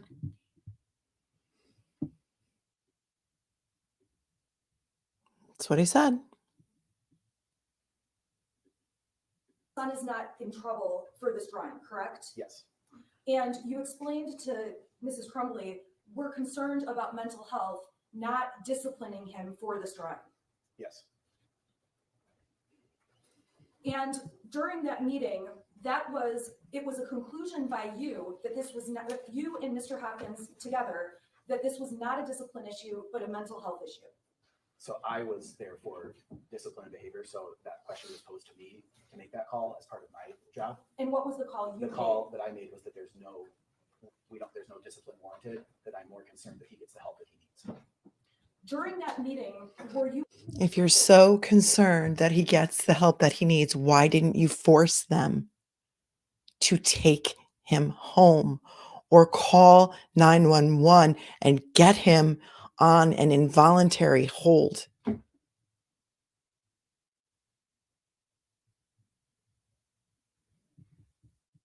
aware that another teacher had reported Mrs. Crumbly's son was looking at a violent video in class? Yes, that is why Sean thought that I had come to his office that morning. So he had shared that he had gotten that email from the other teacher. Did you ask to see the violent video that Mrs. Crumbly's son had been watching while he was in class? I did not ask to see that, as it wasn't necessary. You found it to not be necessary to take a look at the video that he had been watching? No. You didn't even ask Mrs. Crumbly's son, hey, can I see it? Take a look at that video. Well, since it was described as not like a live event, and due to the fact that most teenagers are watching violent movies, video games, pre-recorded on YouTube, it doesn't rise to the occasion where you would. Pre-recorded on YouTube, most teens are watching violent videos, and it doesn't rise to the level where I would even need to see it, because it wasn't a live event. A live event like what? Like that guy who cut off his father's head live on YouTube last week and held it up for his viewers to see? I don't find this to be helpful testimony for the state.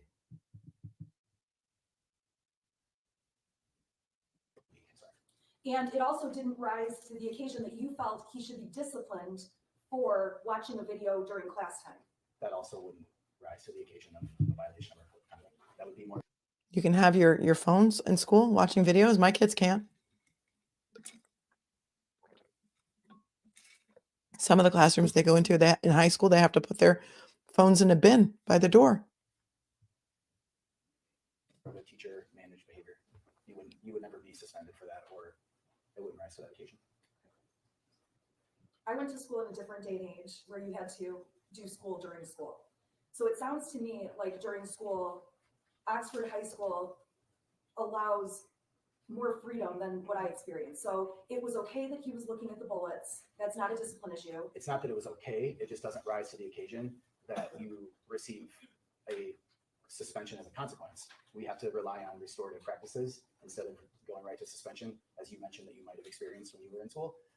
And we have to consider how the student's behavior interferes with the day and discuss that with them and talk about How the behavior interferes with the day. We have to focus on restorative practices. We can't be too hasty in our decisions. This is crazy. And Steph has a great comment here, and I'm going to highlight it and talk about it before we move on. Steph says, in a state where guns are normal, you have to tiptoe around the topic. Parents defend their kids' rights to own guns. They'd say having a gun in his bag doesn't mean he'll hurt people. And if you live in such a state, please chime in on this while we move on. how we can move forward, and that has to be considered for all minor violations before you would ever consider suspension, and that's something that we have to do by law. So, when you're considering all of these things, you're ultimately concluding these are minor violations if they're violations at all, correct? That is correct. The looking at bullets in the classroom, Yes, the looking at a violent video on his phone, yes, the drawings on this math paper, yes. the drawings on the amended math paper where Mrs. Crumbly's son made other marks on the page. So the drawings at the moment were not as important as a standout as the statements were. So when you have the explanation of the desire to design video games, and that's how he was practicing the drawing, and you have the parents confirm that information, it lowers the level of concern immensely. Lowers the level of concern because the parents said he was interested in video games. So the fact that he drew a gun, a guy with a gun with blood everywhere, a bullet that says blood everywhere, and some of these things are crossed out, but we read what they said before. He wasn't concerned. It lowered the level of concern. So you took into account the context of what you were understanding, and that was part of what helped you conclude this was not a disciplinary issue. That is correct.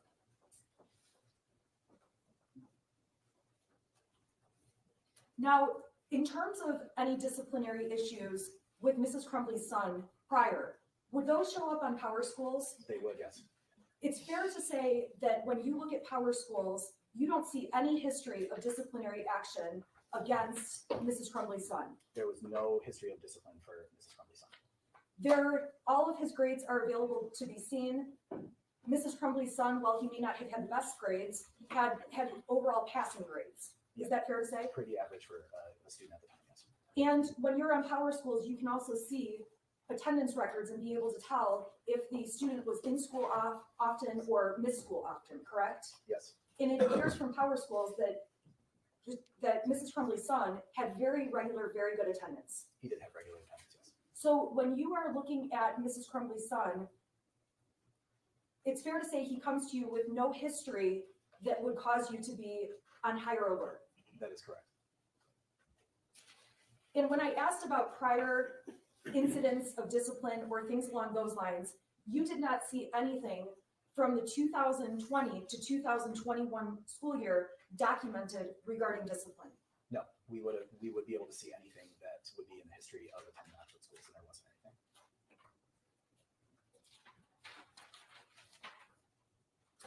When you heard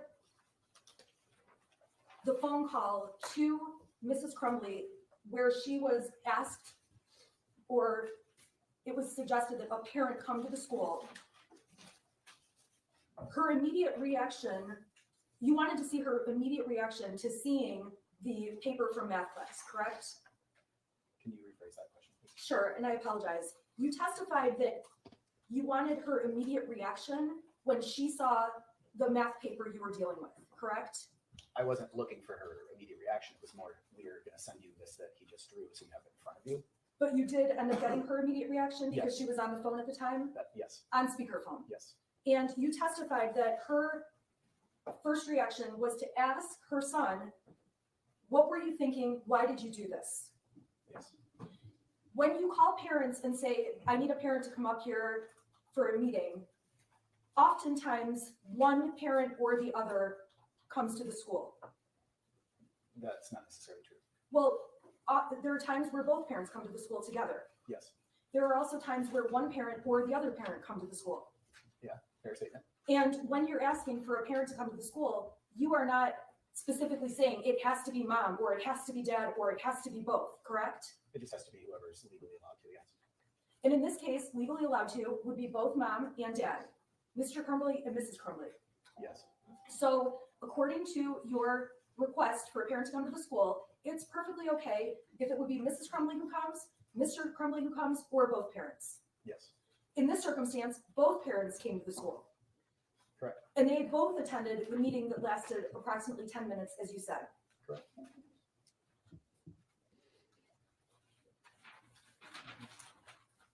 Now, this was the first time that you ever had the Crumbleigh parents come to the school regarding their son, correct? That I was involved in? Yes, And that you're aware of.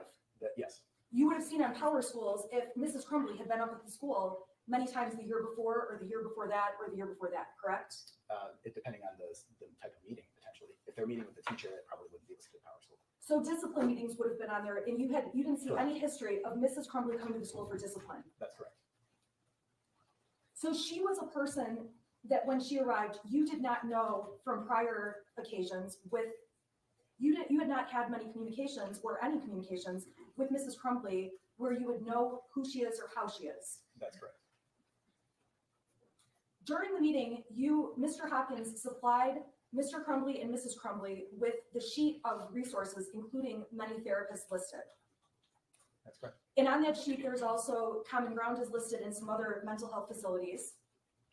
I can't speak to what's included on this. During that meeting, you indicated to Mr. and Mrs. Crumbleigh that you wanted them to get counseling for their son. I did not indicate that, no. Mr. Hopkins did, Yes, but you agreed with that. I do.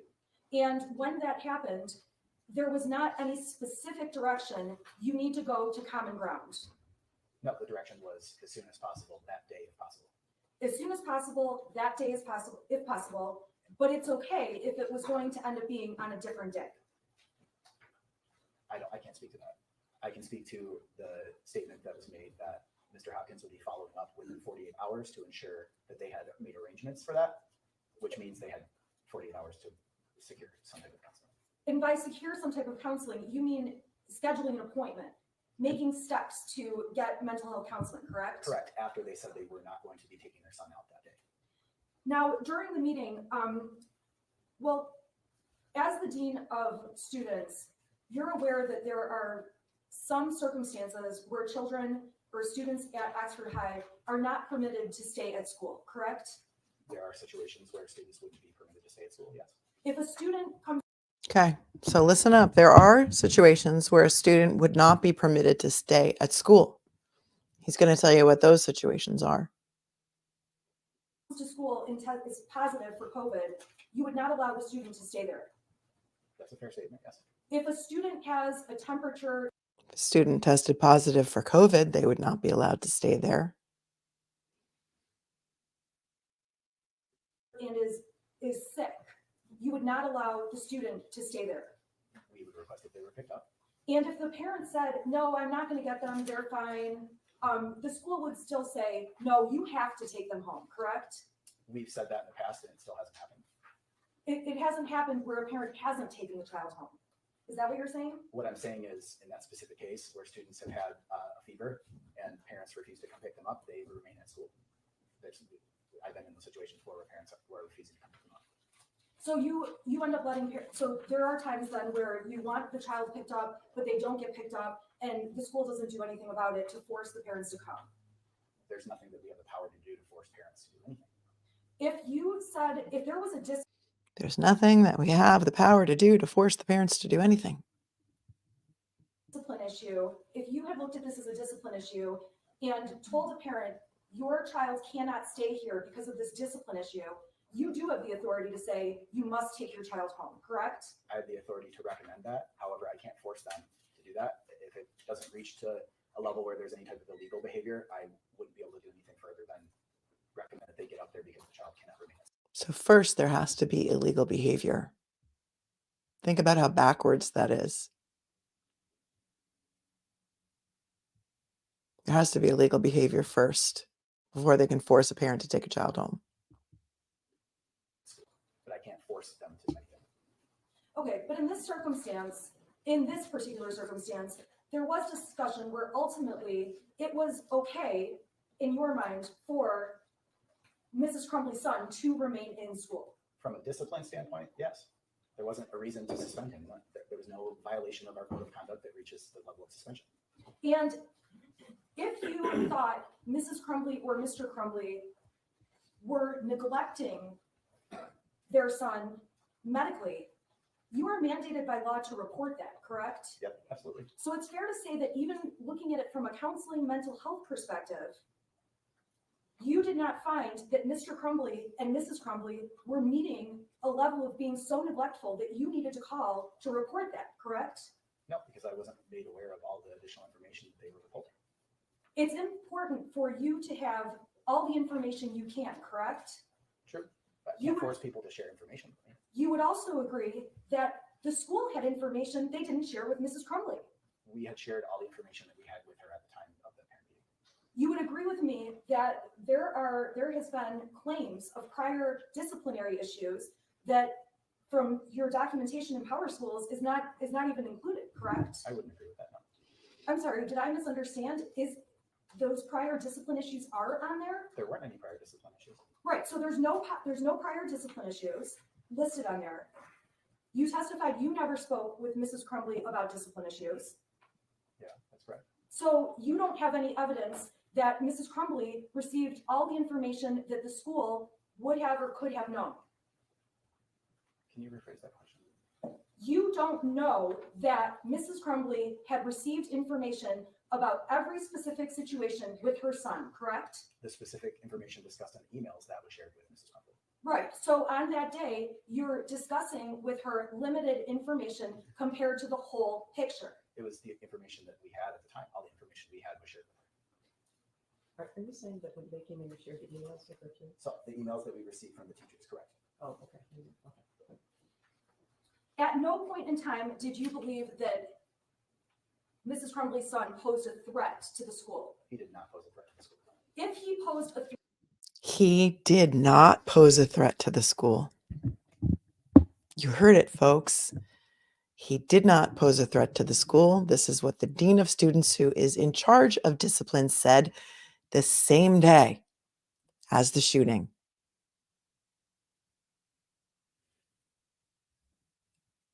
threat to the school, that's something that you have been trained in to identify, correct? Correct. We had previous threats that year that I handled completely different based on the fact that They were it was a threats. perceived threat, correct?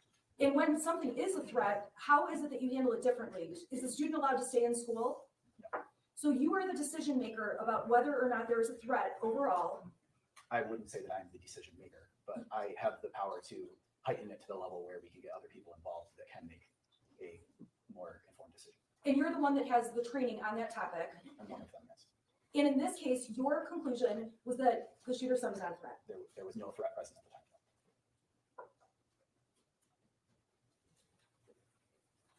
You also took into account that what Mrs. Crumbley's son said made it sound like there were issues of sadness versus anything threatening, correct? Correct, which is very typical of most teenagers. Very typical. Very typical of most teenagers, especially at that time of COVID, to feel sad. It was not unusual to hear that throughout the day.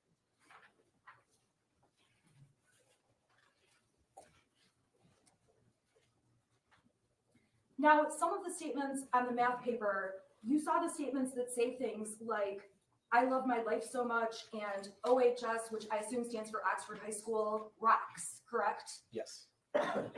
Those kind of statements also,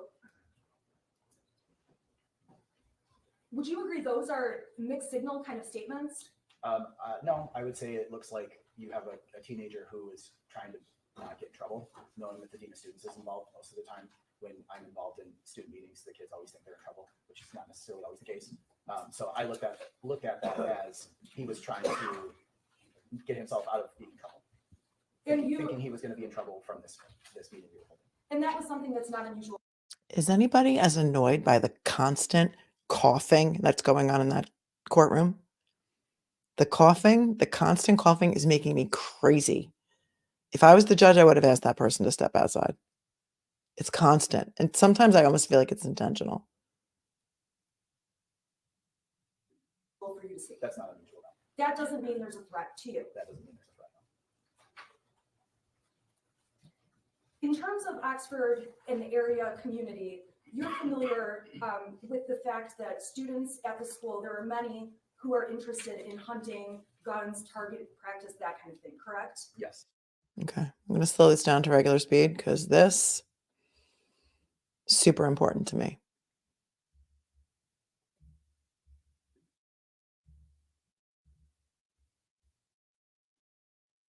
With the fact that students at the school, there are many who are interested in hunting, guns, target practice, that kind of thing, correct? Yes. During hunting season, it's kind of like a reminder that sort of gets put out for students that go hunting in the mornings before the late start Wednesdays to remember to not come to school in their gear and or have weapons in their vehicles from that morning. And like we've also had students that pose with guns for their homecoming pictures as well. So it's very common in the Oxford community. They pose with guns for their homecoming pictures. They're reminded not to have their guns in their vehicles during hunting season because they have late start Wednesdays. So they can go hunting on Wednesdays. And I just wonder why there wasn't either maybe a metal detector or the backpacks weren't checked as a matter of course when the kids came to school at least during hunting season. Okay, so it's so common that there are students, they pose for homecoming There pictures. have been students that'll pose with guns for homecoming photos. When you're talking about homecoming photos, you're talking about like the dance. They're dressed up at home and taking photos, correct? So they're dressed up in their, little party dresses, and they're holding guns in the photographs before they go to the dance? Yes. And you're saying that there are students who go hunting in the mornings before even coming to school? Yes. So at the time, we had late start Wednesdays, so school didn't start till 10:20ish. So when hunting season would start, they potentially could be out hunting with their parents in the morning. So Okay, as a lawyer, as a defense attorney on cross-examination, she's like, jackpot.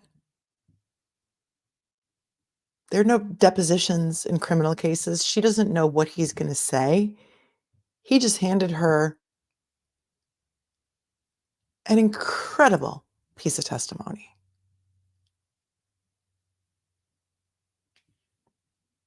in addition to what you did know in this case, seeing a gun or talks of a gun, that was not something that caused alarm to make you think there was some kind of threat. No, nor Guns- was I aware that he even had a gun. Guns at that school are very common. Then it sounds like it's a common topic if they're in pictures of homecoming dresses and things like that. I would say across many schools, it wouldn't be uncommon to see guns drawn on assignments or papers. Oftentimes, there are certain books or part of the curriculum, and students end up drawing guns to represent stuff in the stories. Now, my understanding is that you guys recommended immediate care. I'm sorry, I'm gonna strike that. I was going into a question I've already asked you.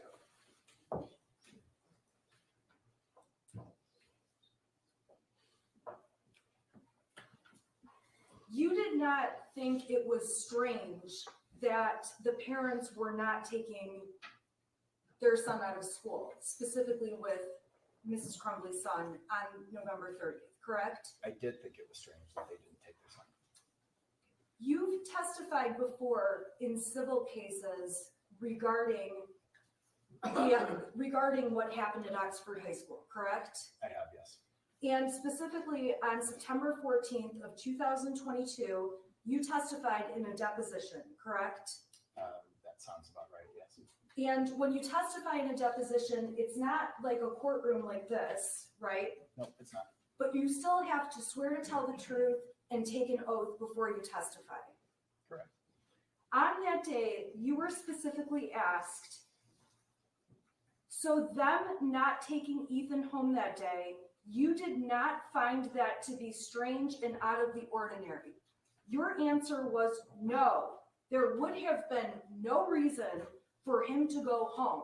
That was in regards to student discipline. So the context, I believe, is important there. That's in Oh, I'm sorry, but you're not allowed to change your sworn testimony.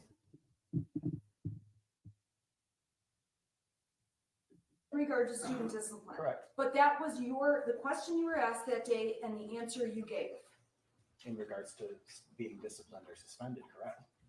And in terms of a mental health consideration, it was not something that arose to the level, whereas a mandatory reporter, you would have to report the Crumbleys for being neglectful. We've already established that, correct? Yes.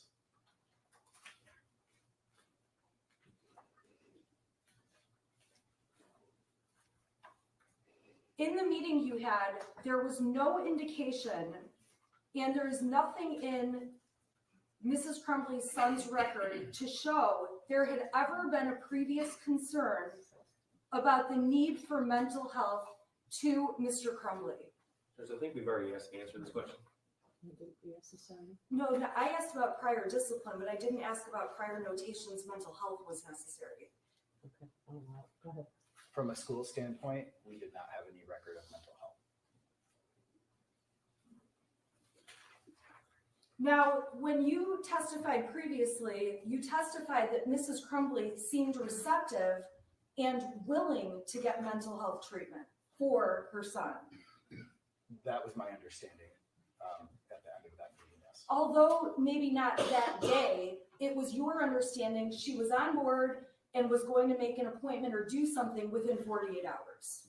That was my understanding and hope.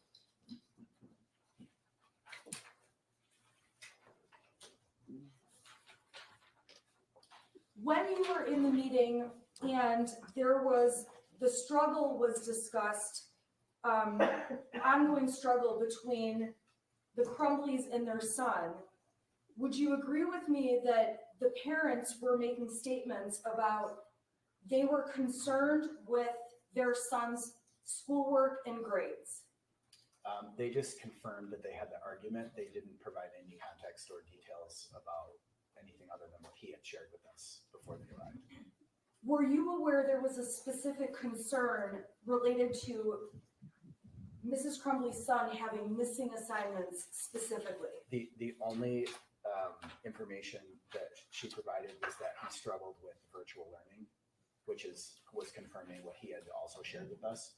But there was nothing specific that I remember her sharing. And you would agree with me that when you meet with parents, parents all react differently to their child being brought down to the office. That depends on the situation. So depending on the situation, parents may have a variety of reactions. It depends on it depends on what the meeting is, yeah. What the meeting is about, why we're meeting with the parents and the child. Obviously, when parents come to the school, they're showing you a level of concern to make sure to handle whatever it is going on, correct? Somewhat, yeah. And you're aware that when the parents are coming to a meeting, they are going to be getting information and from you and from other professionals at the school. as well as providing information that they have, because they're the experts on their child. So part of the meeting is to share what we have, but also to listen to confirmation or additional details about stuff that they might be seeing outside of school, at home. And that information was not provided. There was no information provided to you that the Crumbleys had concerns over mental health issues. Fair to say? That's fair to say. I have nothing further. Thank you. Mr. Ejak, let's talk. All right, I'm going to go back to normal volume now, so change your volume settings.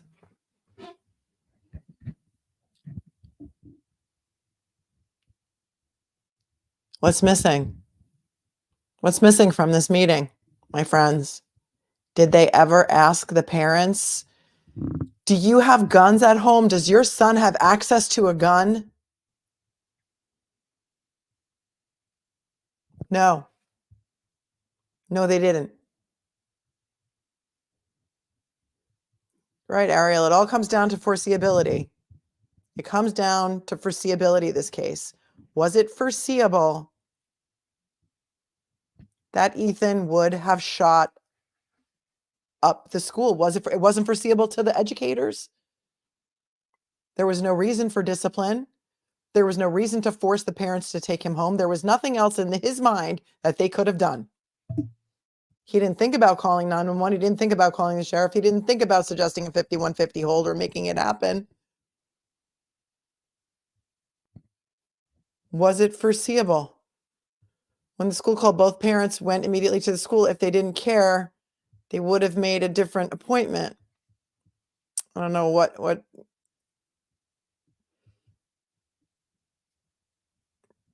Oh, you're saying if the parents didn't care, they would not have come right down to the school that day.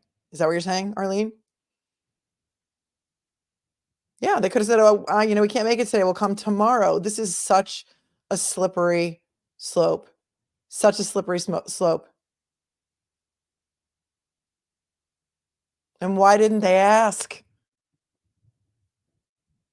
He didn't think it was concerning because he found out in that meeting that the kid was going to design video games. So he didn't think that him drawing pictures of a gun with blood all over was concerning. And why does a public school need probable cause to search a backpack? They don't, Rosemary, they don't. There's no expectation of privacy in a school. I don't understand what he's saying. We didn't have reasonable cause.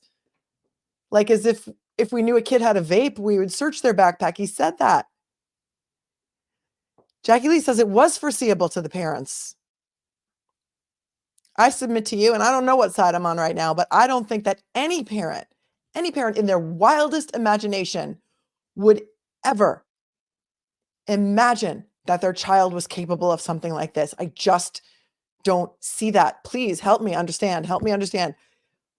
Was it foreseeable? Should they have known that he would do something like this?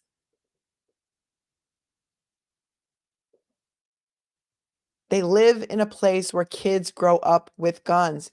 Some of those messages where he was crying out for help were 10 months prior to this incident. No one knew he had the gun at that point. No one knew.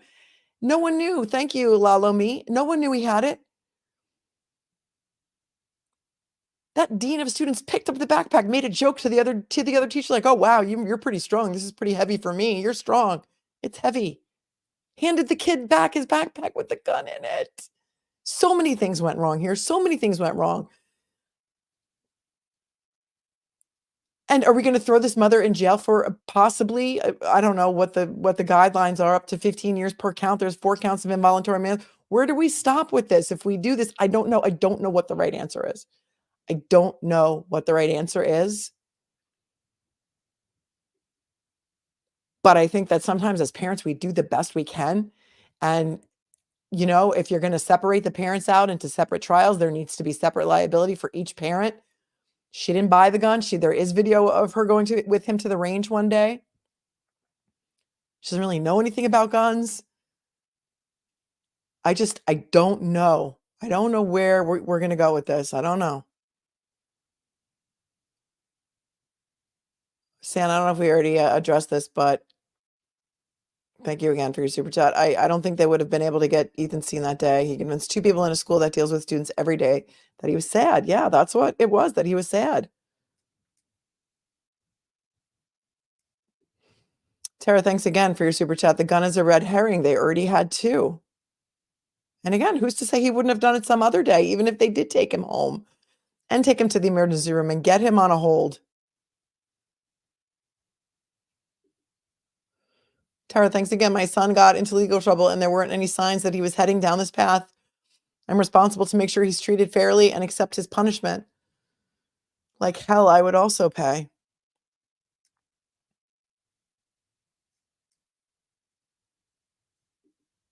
Sandy, thank you for your super chat. The heart is deceptive above all things, as written.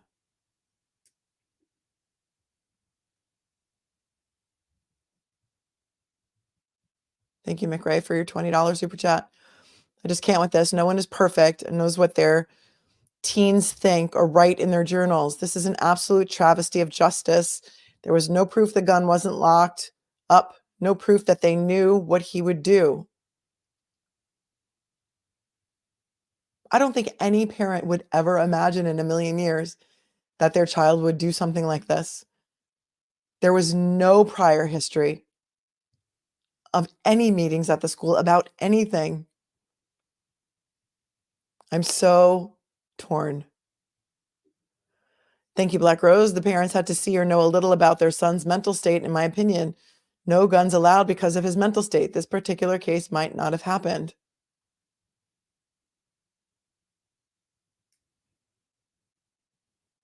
I don't know if you always know what's in the mind of a teenager. I just don't know. Ms. Violet says the school didn't have all the information that the parents had. The school didn't ask if he had access to a gun. They didn't ask. Hi, Olivia. I really think this whole situation was so tragic because there were so many qualified personnel at the school who could have prevented it. This seems like the school's attempt to pass the buck. I don't know. I don't know what to think. We did address this one earlier. Lynn Britton, if Crumbly loses, when does it stop? There was many contributing people. Yes, when does it stop? You know, we're looking at,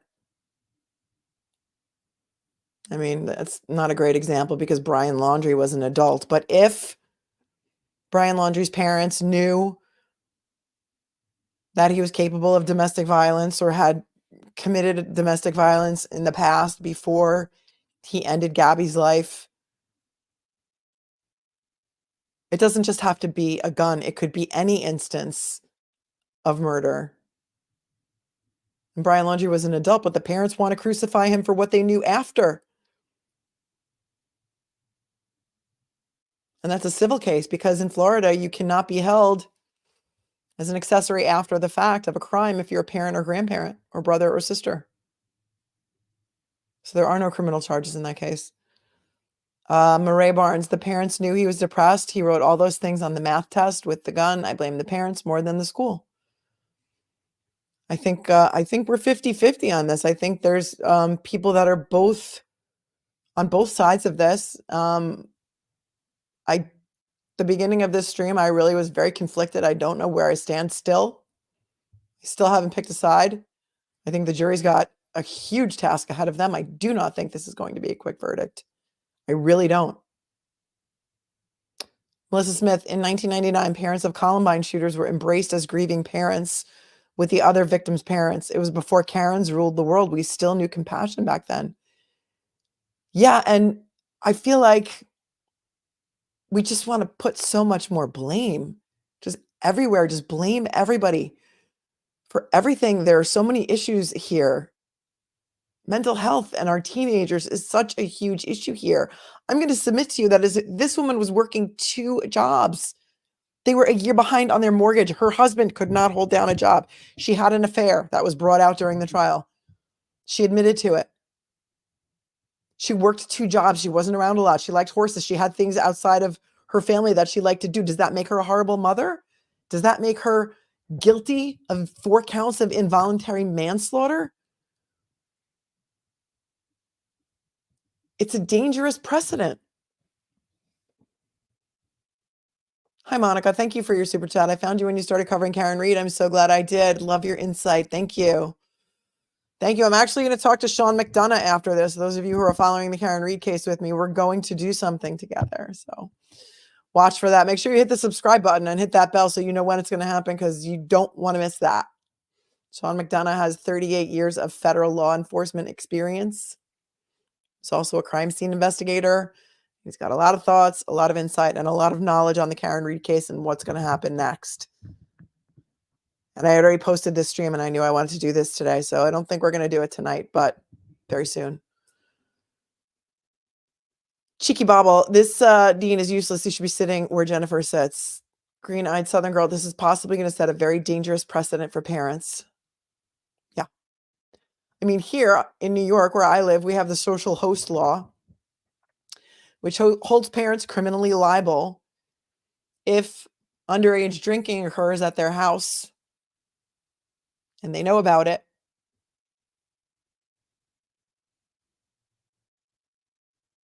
This is, I'm rarely speechless. You guys know that I'm rarely speechless, and I just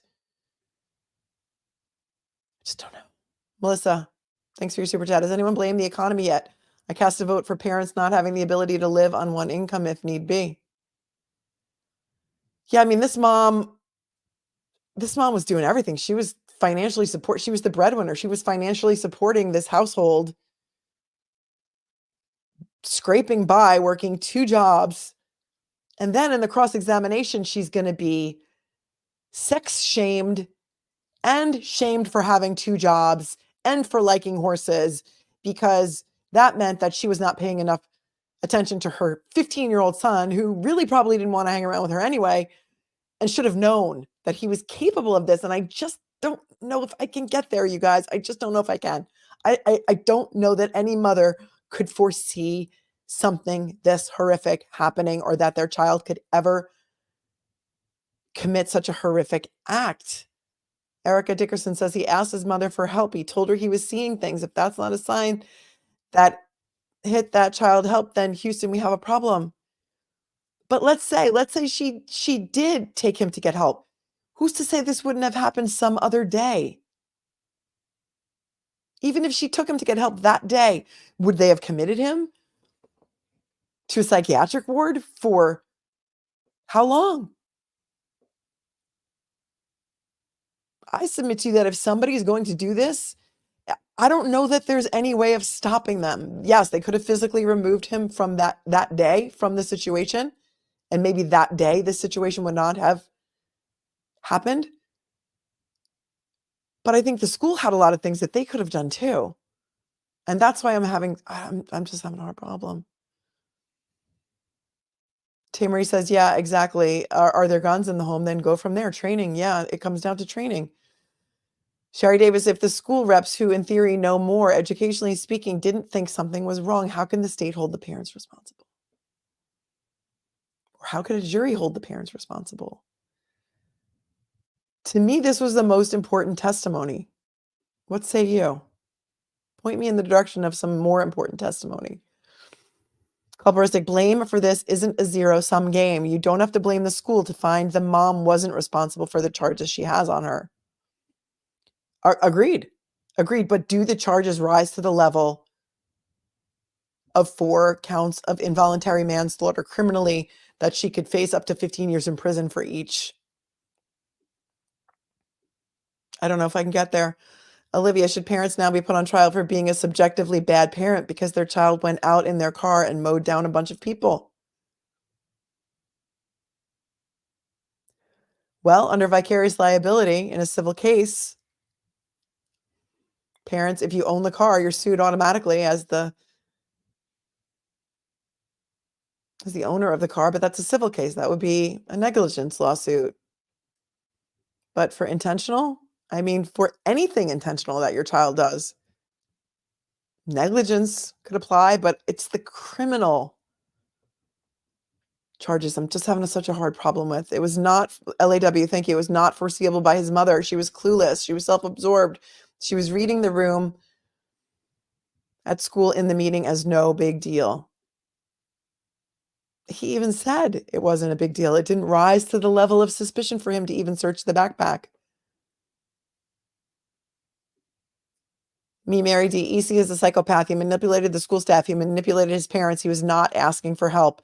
As soon as his teacher saw it, it alerted her and covered it all up. Yep, he did. He crossed everything out. But the teacher had snapped a picture of it. And the teachers brought this to their attention. That's why there were so many signs. So there were so many things that happened that could have put this to a full stop that day that didn't happen. What if the teachers didn't see anything? What if he wasn't called to the principal's office? What if the parents didn't come that day? This still could have happened. Lauren Cove, it seems like there were a lot more signs of mental illness or challenges at school than at home. That's what I'm kind of thinking by watching this. Christine says, I'm with Kurt on this one. I have 4 adult sons, eldest at home with autism. I also have horses and lots of hobbies. I've always had time for my boys. The parents' actions were appalling.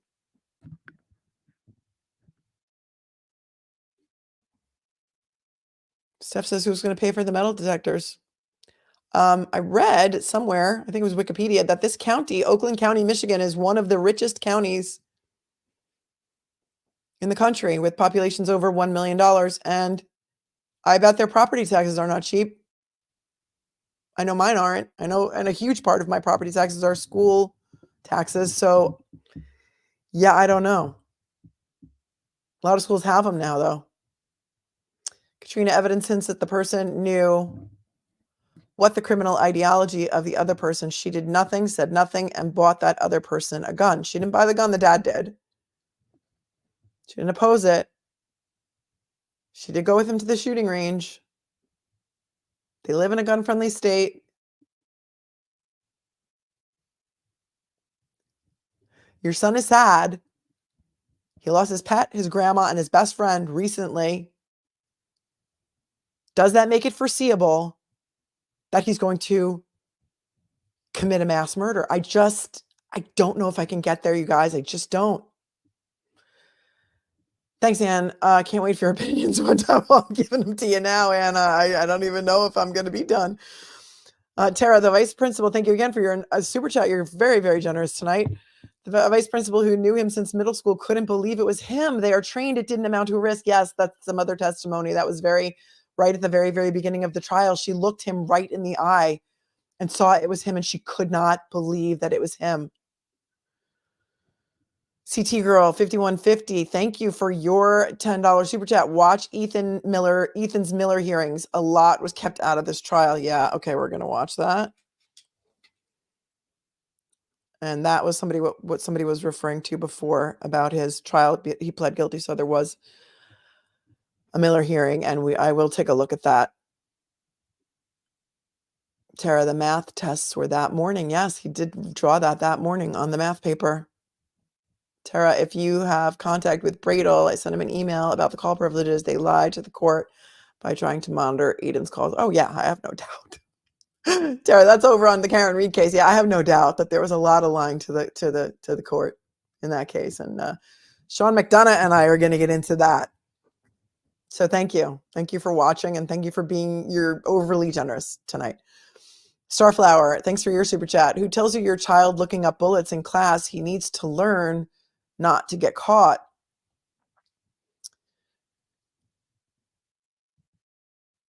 I don't know how to respond to that other than he has a gun. He wants ammunition. Is it similar to your kid looking at Amazon? I don't know. I don't live in such a gun-friendly state. I don't. So what did she refer to? Stop getting caught on your phone in class? That would be something that a parent might say. Why are you on the website looking at shoes or clothes or I just don't know. I don't live in Michigan. Somebody who's lives in a gun-friendly state, please tell me. My life, thank you for your super chat. So parents of gang members, parents of a child that do crazy things, daring a child to do a crazy stunts, do we hold all parents accountable? And yes, I will say yes. If they are going to hold these parents accountable, then every under 18 who's involved who's a shooter in a gang shooting should be held responsible as well, because where do you draw the line? Are you saying that every parent who knows that their child is hanging around with the wrong crowd, they may not know what their kid is up to, that they're involved in gang activities and gang things like that? So yeah, where do you draw the line? That's why I find this to be a slippery slope, my life. That's what I'm saying here. Janet Lynn, thank you. Do you know where the victim's parents stand? I do not. I do not, but my heart breaks for them, because this is going on and on and on and on and on, because now the husband is going to be tried after this. And I don't know that there is any verdict that is going to make these parents happy. I don't know that there's anything that can take away the pain of losing a child. I don't think there is anything that can make that hole better or fill that hole. Jam Jar, thank you for your super sticker. Hi, Scott McGinnis. Thanks for your super chat. I pray for not guilty. This case is a DA campaign and another gun grab by the police state. Are we going to arrest all felons' mothers now? That's why I'm having such a hard time. Ava, thank you so much for becoming a member. We have a good time here. We keep it classy. This is a hard case for me. I know it's a hard case for a lot of you. And as a mother of 5 kids, it's just like, you do the best you can. And I'm not saying that I've ever ignored my child's mental health issues, but I will tell you that it was very, very hard post-COVID to find mental health help for children. And if you know, you know. Green Eyed Southern Girl, can you imagine what this could do? That's what I'm talking about. Goofy Girl. They had the big argument. Ethan got locked out. They supposedly took Ethan's gun and cell phone away, and James drove Ethan to school. Pee Wee Moore, it happened 2 hours after the parents and the school saw the same math paper. 2 hours, 2 hours, 2 hours. Yes.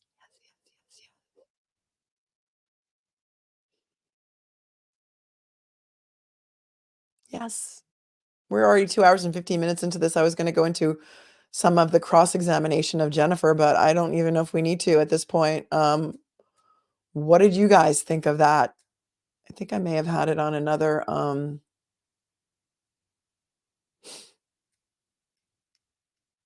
like somebody with better audio. Debbie Sunshine, parents are responsible for this, but do people know how many things parents don't have a right to know? Do you know that in New York, when your child turns, I don't know if it's 13 or 14, you no longer have access to their medical records? I tried to create a profile on one of my kids' health insurance so that I could access the claims, so I would know what was covered, what wasn't. And I do not have a right to my child's medical records in New York. I don't know if it's a national thing, if it's a HIPAA thing. When my child turns, I forget if it was 13 or 14. So yeah, I don't know if I can get there on this yet. Point me in the direction of some testimony that you think will change my mind. It is every state.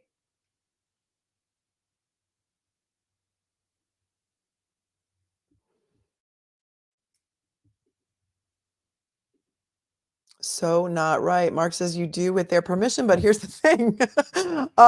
Under 18 cannot give legal consent. Like if you're under 18, you can't sign a contract. You can't give legal consent. So how can my child give me permission to look at their medical records? The whole thing is backwards. DC says I have a problem holding the parent responsible. Parental rights go both ways. Pam says the closing was horrible. Virginia Little. New York is crazy. I think it's a national. We said it's national. Yep, Mud Swallow. California limits your rights to teen records too.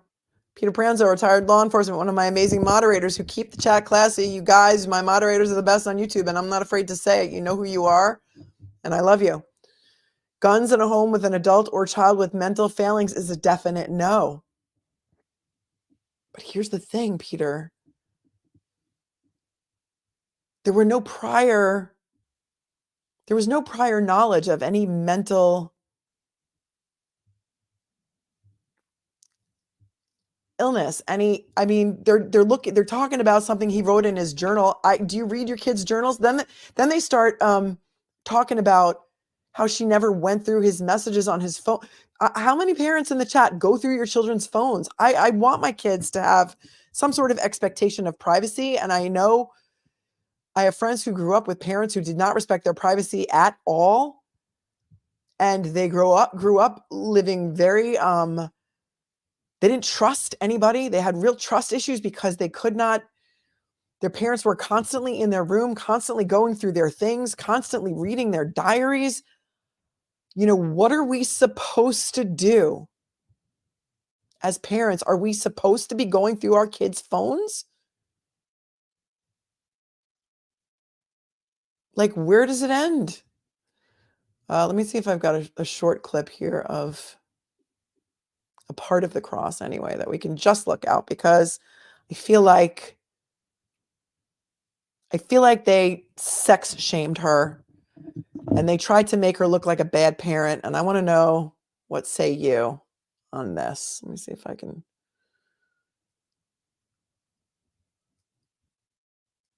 get better audio for you guys. Talk amongst yourselves for a minute. Talk amongst yourselves.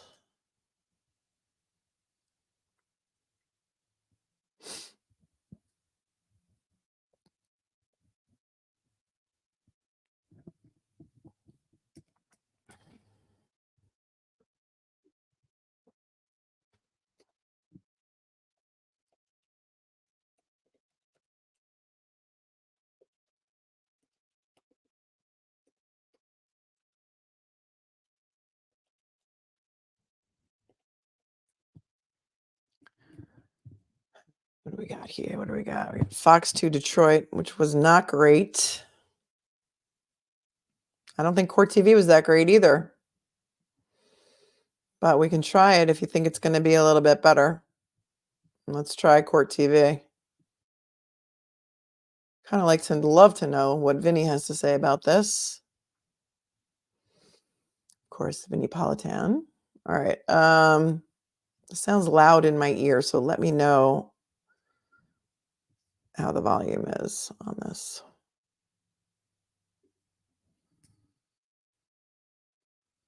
If you would. And this is, I'm going to start with her cross-examination. Oops. Maybe. Thank you. Mrs. Crumbley, I'd like to talk to you about your vigilance as a parent. But before I do, I want to make sure that you understood the oath that you just took. Before I do, I want to make sure you understand the oath you just took. Tell me about the volume, my friends. Tell me what's with the volume.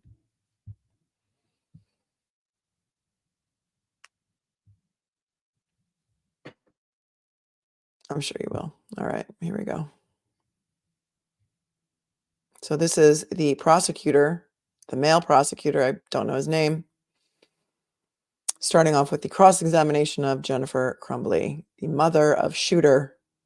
They called him Shooter throughout the whole trial. They would not refer to him by name. They tried to dehumanize him and call him Shooter.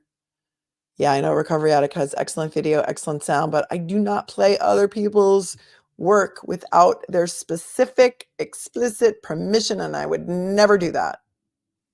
It's just not my style. I do. Okay, you understand that you took the stand under oath and you have to tell the truth? I do. You understand that was the rules yesterday as well? Correct. All right, we're gonna come back to that.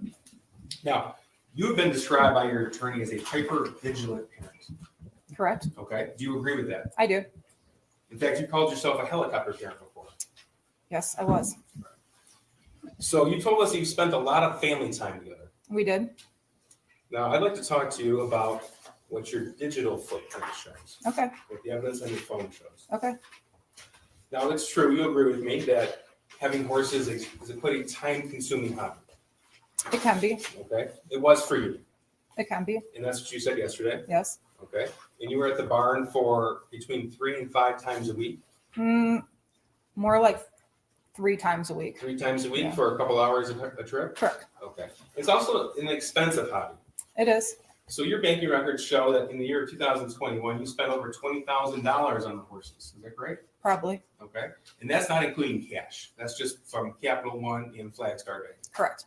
In fact, you told a coworker that half of your salary basically goes to the horses. I might have, yes.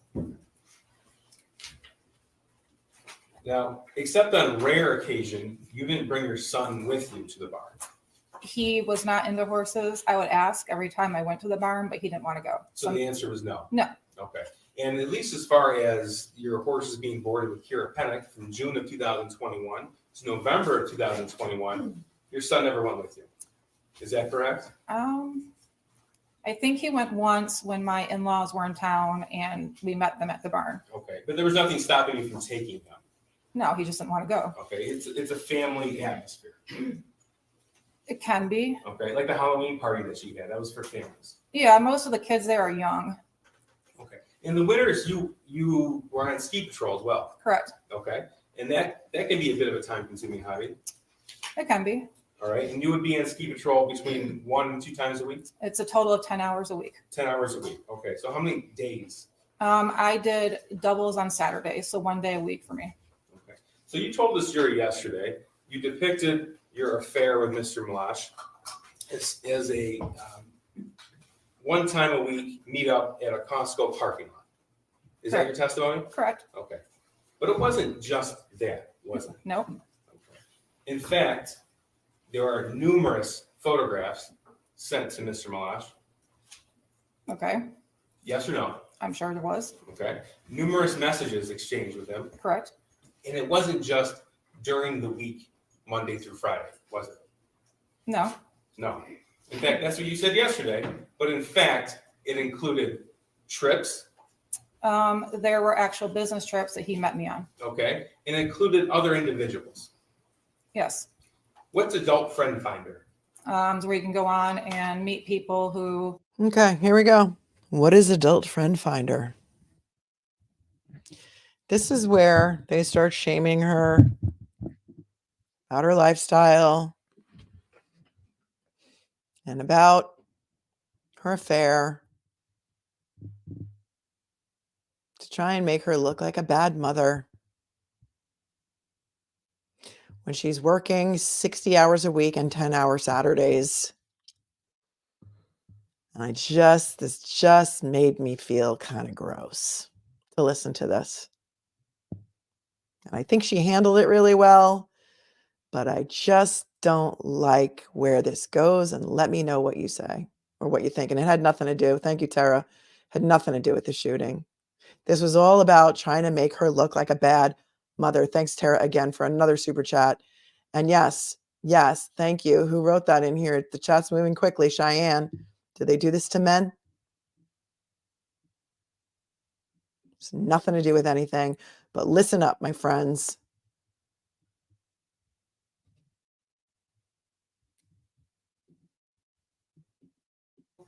Meet certain tastes that you're looking for. This is 429. And you had the app Adult Friend Finder on your phone. I do not believe I had the app. on my Okay. It phone. was found on your phone. Okay, well, I guess it was on my phone. Okay. And there were messages from you to other individuals. Correct. Your Honor, I would object that this is going outside of the scope of the affair with Your Honor, I would object. This is going outside the scope of the affair. How about objection outside the scope? This is extremely prejudicial, more prejudicial than probative. You already said the affair could come in. This has nothing to do with anything other than to make her look like a bad mother, Your Honor.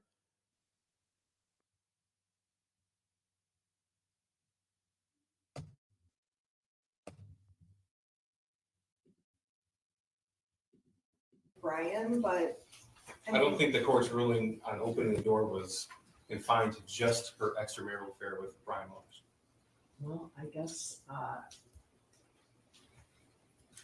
with regard to Mr. Malash, I determined that the defense opened the door. I don't know, but I determined that the defense opened the door as to other. She depicted herself as having one extramarital affair for about a 6-month period of time, where she met with.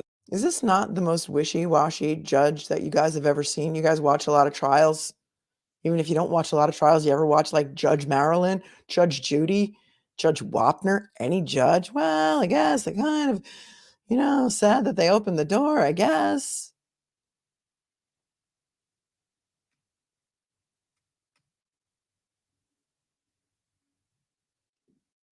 Them one time a week. That was her testimony yesterday. We have evidence to the contrary, and I think it's important. It's gonna get exciting. All right, It is what it is. all right, well, go ahead, but What did she say? This should be exciting. All right, it is what it is. I would have had a different reaction to that. But the defense attorney might thinking, oh, I don't know, this could be reversible error. You know, like, okay, let her make that ruling. Right, agree, Kate. It's not my thing, but it doesn't make her guilty. And it is more prejudicial in my mind than probative. And that would have been my objection. And she, right, Hope, the judge never seemed confident. Rassler's mom, I watch trials daily. I do not like this judge. I prefer strict judges. It flows better. Did anybody see the judge in the recent Murdoch hearing? That woman came out of retirement. I think she's in her 80s to run that hearing regarding juror tampering, Becky Hill, and all of it. And that woman should be on the Supreme Court. She should come out of retirement. She ran a tight ship. I don't necessarily agree with her decision, but she ran a tight ship. This is crazy. I won't delve too far Okay, yeah, into it, Judge. really, this jury has been here a long time, and I respect their time, Judge. I'll be brief. You might not want. This jury has been here a long time. Okay, I don't even know what she meant by that, but they were told this was going to be a 2 to 3 week trial, and they're only on day 7 of testimony. A 3-week trial would be 15 days of testimony.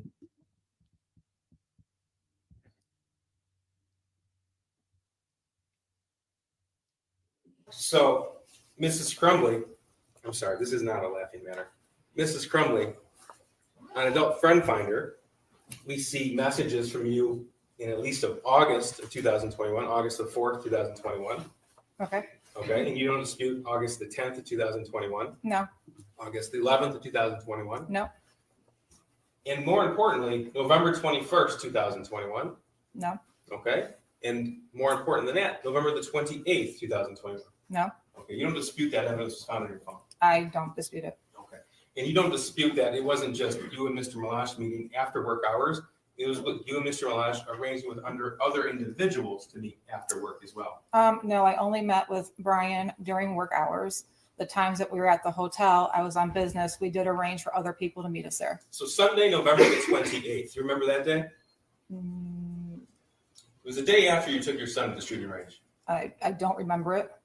You don't remember that day? No, 2 days before the high school attack? no, I don't remember what I did that day. Okay. Well, you were pretty specific. He's making her look like an idiot because she doesn't remember exactly what happened on the Sunday before, 2 days before the shooting. If I were her, I would have said, "Oh, was that the day before the school didn't think that my son was doing anything that rose to the level of discipline by looking at bullets during class?" Is that the day you're referring to? But she's trying to be respectful and she's trying not to get crazy. And I think that she did an excellent job keeping her cool during her testimony because I can't even imagine how hard it would be. Yeah, she has gained weight from stress. I mean, yeah, you're right, Kat. Than what you did on November the 27th with the firearm. You remember that? Correct. All right. Now, November the 28th, 2021, you spent your Yeah, because you asked me 500 times about going to the shooting range with my son, but this is the first time you're going to bring up any of my adult friend finder messages that I may or may not have made on that Sunday, 2 days before this horrific event. So he's like shaming her for not remembering that kind of stuff. time arranging a meetup with somebody on Adult Friend Finder. I never met anybody on adult friend finder that day. Arranging a meetup. Oh, okay. I'm not just talking about the time that you spent physically with somebody. I'm talking about the time that you spent and devoted your energy to setting that up. Okay. And you'll agree with me, it's not just the time period at the Costco parking lot or You devoted your energy to setting that up. I feel like I need a shower after listening to this cross-examination, because this is so outside the scope of this event. Green-eyed Southern girl, I agree, this is terrible. He's shaming her. That even if you're a parent of one of the victims, are you sitting in that courtroom saying, like, what are we talking about here? Oh yeah, I know what he's talking about. But not schedule a therapist. This is before she was even on notice from the school that she should take him to a therapist. the time period at the hotel or the time period on the trip, correct? That's the only time I met with people. Right. But that's not the only time that you devoted your own personal time and energy and focus to that, is it? I guess I don't understand what you're asking. Okay. Well, these meetups didn't just happen by themselves. You had to set them up. Correct. You weren't driven there. You weren't dropped off there. You set them up with somebody else. Correct. And that took your time and your energy and your focus to do so. I don't believe it took too much time and energy, no. Now, you told this jury that when your son texted you that he was seeing demons and bowls flying off the shelves, that was in the spring of 2021. You recall that evidence, right? Correct. You don't dispute that that was on your phone. No. You don't dispute that at some point you read those messages. No. And you don't dispute that your son said at least one time, "Can you please text me back?" Correct. You don't dispute that when you're at the barn, your other messages show that you can take pictures, send pictures, and receive pictures. Usually I'm at the barn. If I take pictures and I try to send them, they don't go through right away, or I won't send them until I hit a spot where I actually have service. So in Exhibit 423, the Facebook message chat between you and James, the chat that you deleted, there are a number of pictures that James sent to you from the barn of a horse in a conversation about that particular horse. Do you Okay. dispute that? No, Okay. And in fact, dozens and dozens of pictures of the like. I'm You- sure. Yes. You're sure? Okay. And those pictures were sent to you with a timestamp on that Facebook message chat. Okay. Do you dispute that? No, No. Okay. And then you responded in that same time frame. Do you dispute that? no, No. So that conversation with that picture that was taken at the barn was occurring while one of you were at the barn. I'm sure it was. Okay. Now, you don't deny that your son wrote in his journal that he asked his parents for help. You don't deny that evidence that was admitted. No, I don't. Okay. And you don't deny that he wrote in his journal that he now had access to the 6-hour 9mm handgun. I do not deny that. And you don't deny that the 6-hour 9mm handgun was in fact the murder weapon. I don't deny that. And you also don't deny that that gun was gifted by you and your husband to your son on November 26th.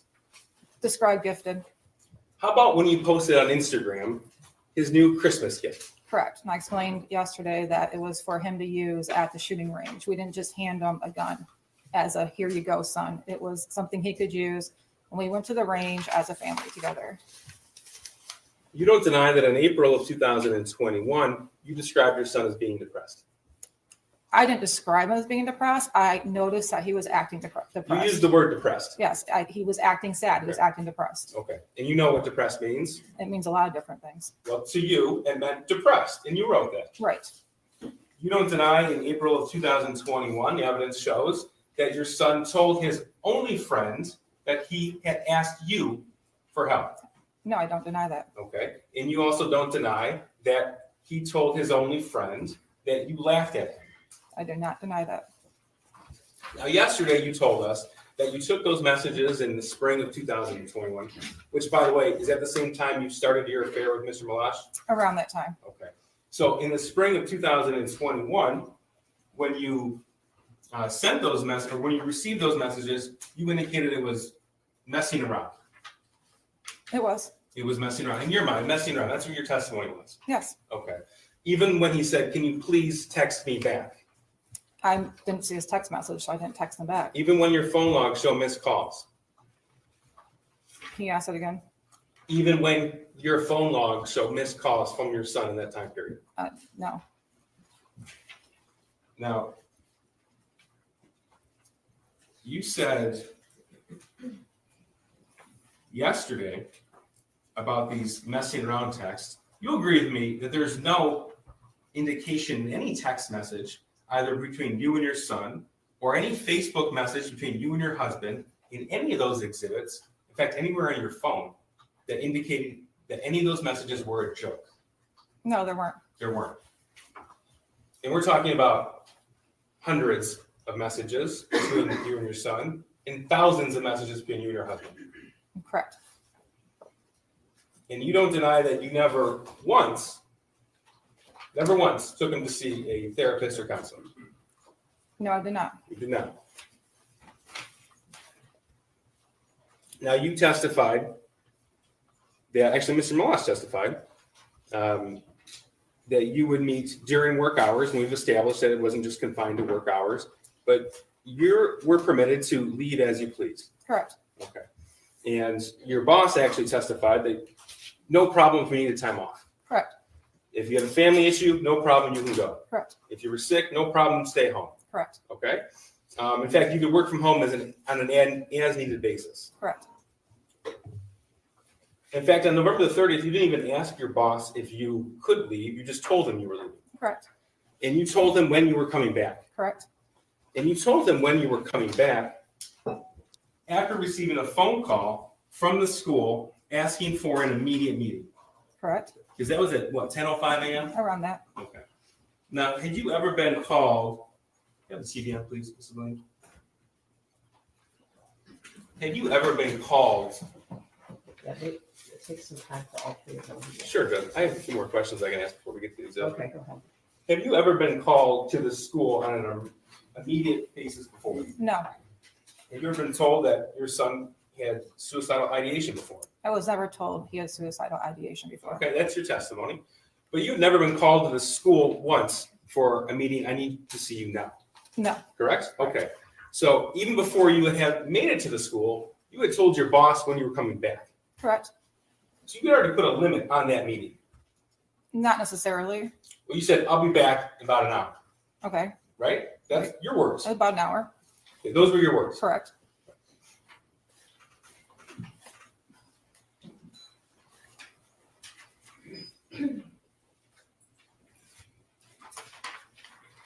This is Exhibit 74. Do you see it? No, she doesn't. Oh. It's not on here. That's. Yeah, it takes a minute.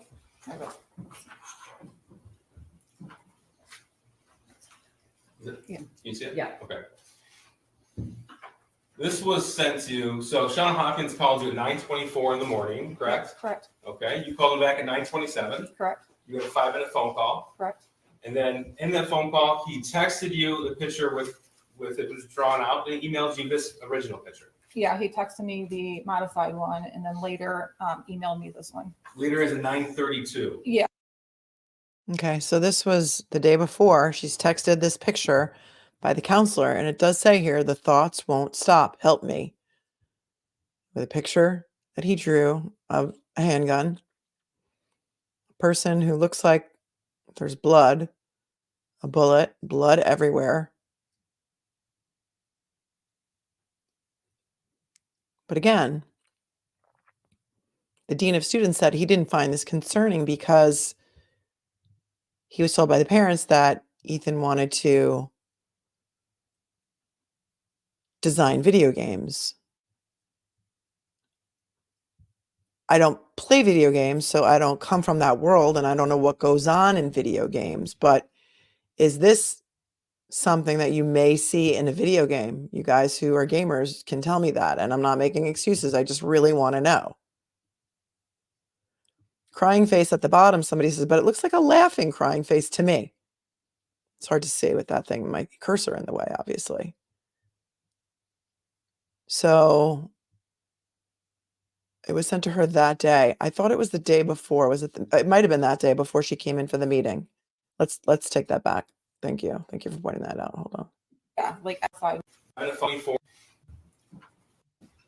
Yeah, it takes a minute.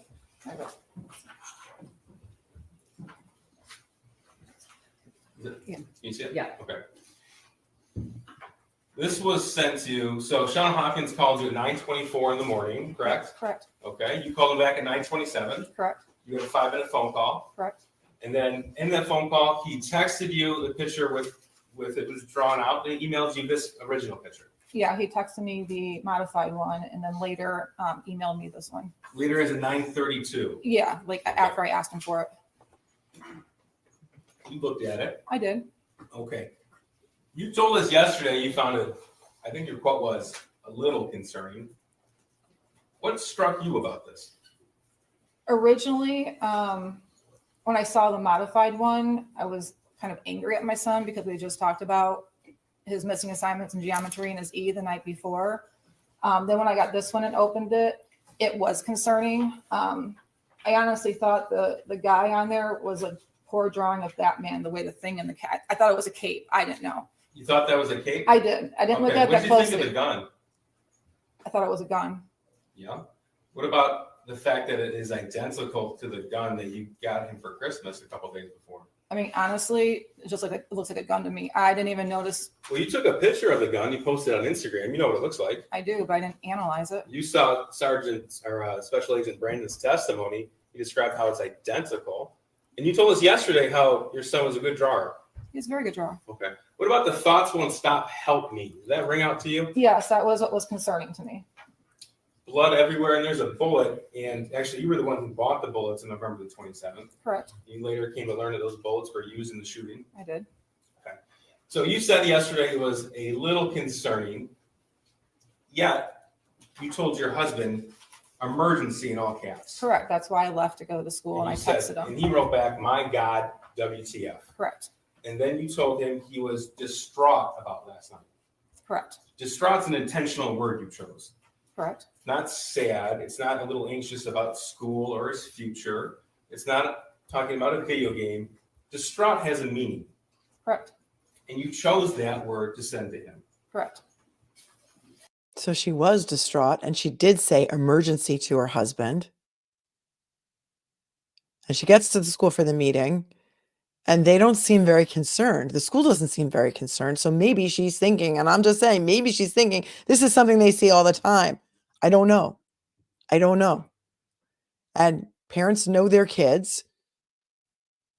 And Nosy Rosie said, I would be terrified to see this too.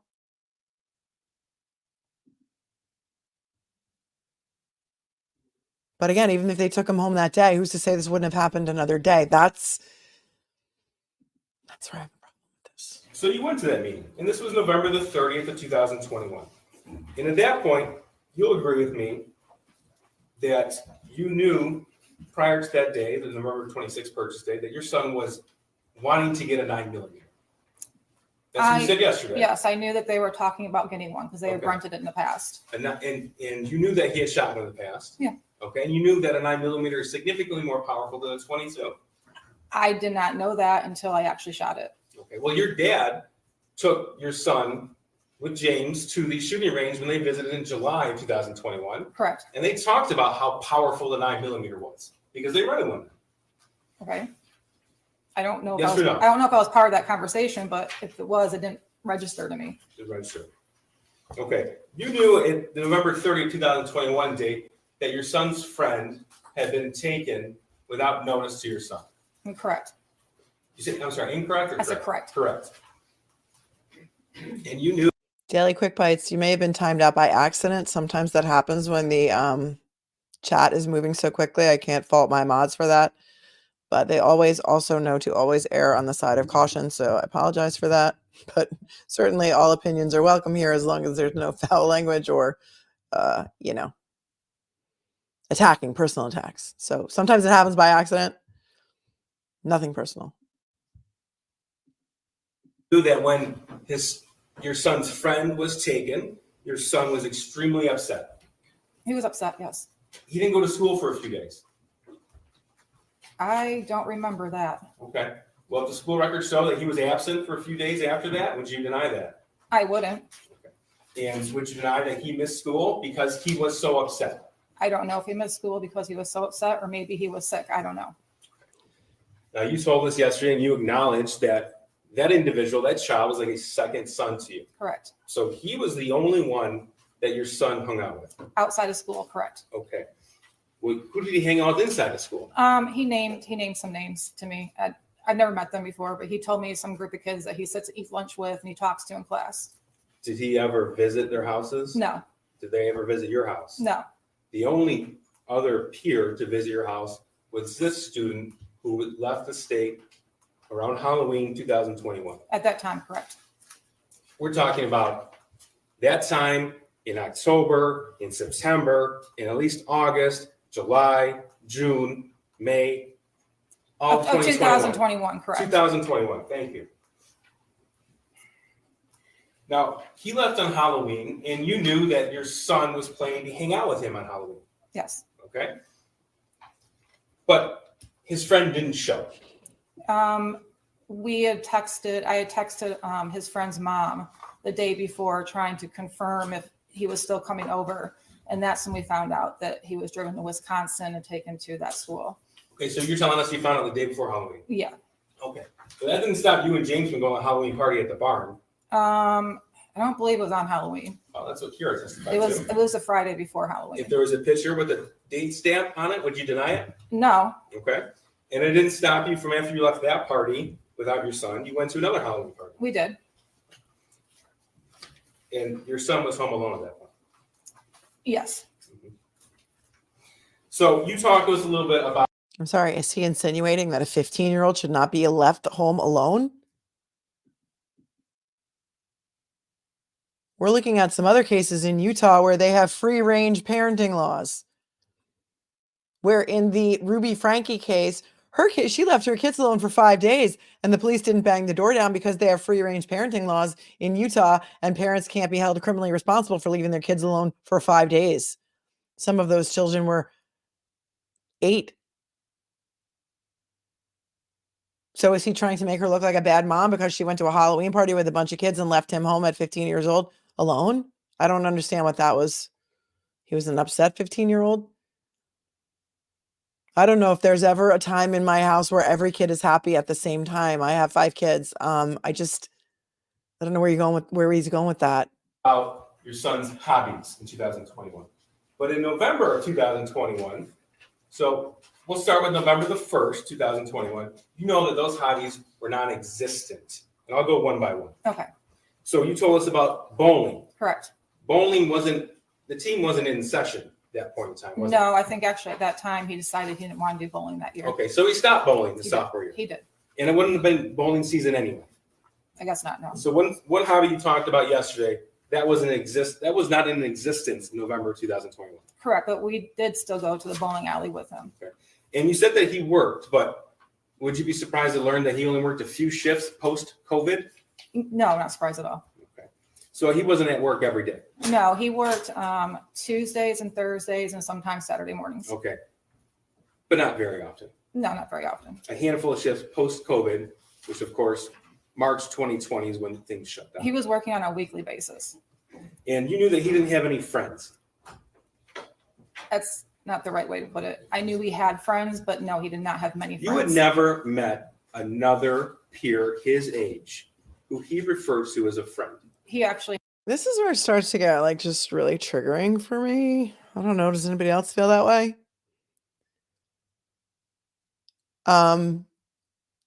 When you were a kid, did you bring all your friends home to meet your parents? He's 15 years old.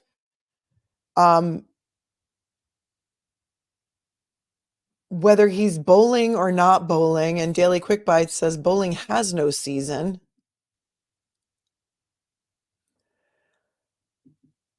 And Jennifer had a great comment. She's guilty of being a working mom. She's working 2 jobs, by the way, 60 hours at the one and 10 hours on Saturdays at the other, for being neglectful, for leaving kids home alone.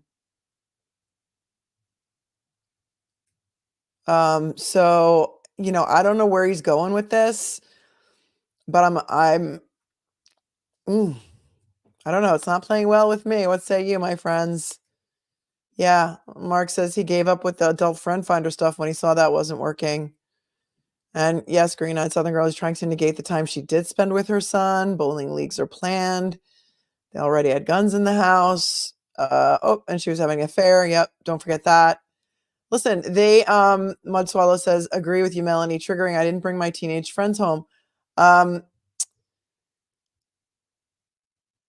We all know an upset 15-year-old is a rarity. Yeah, I mean, Scarlett said, I don't know. I was single with 4 kids, but most of the time I had 10 of them running around. Yeah, me too. Listen, the kids love to come here. The college kids love to come to my house. This is like the fun house. We love having people over. I love having my kids' friends over, but I can't fault another mom because her son does not bring his friends home. Melissa, and the horses, if she neglected them, should be tried for animal abuse. You can't win. I don't know how far we can go with this. He only had one friend. And then that friend left, right? Daily Quick Bites, thank you. It should be pointed out that Jennifer, according to my information, has been on 23-hour lockdown, like she was a mass murderer for over 2 years. That will affect her affect. Yeah. They had a teeny tiny house. Maybe he didn't want to have friends over. Maybe he was embarrassed because I heard also they showed pictures of the house during this trial, and it looked like an episode of Hoarders, and she was very embarrassed for having such a messy house. There's a lot of parent shaming going on here, and I don't know that that goes to foreseeability and gross negligence and what we're talking about here. Reva, you cannot blame a child's mental health when his parents clearly ignored his cries for help and left him to suffer in his frustration. I'm a mother. I know I'm right. The kid needed help.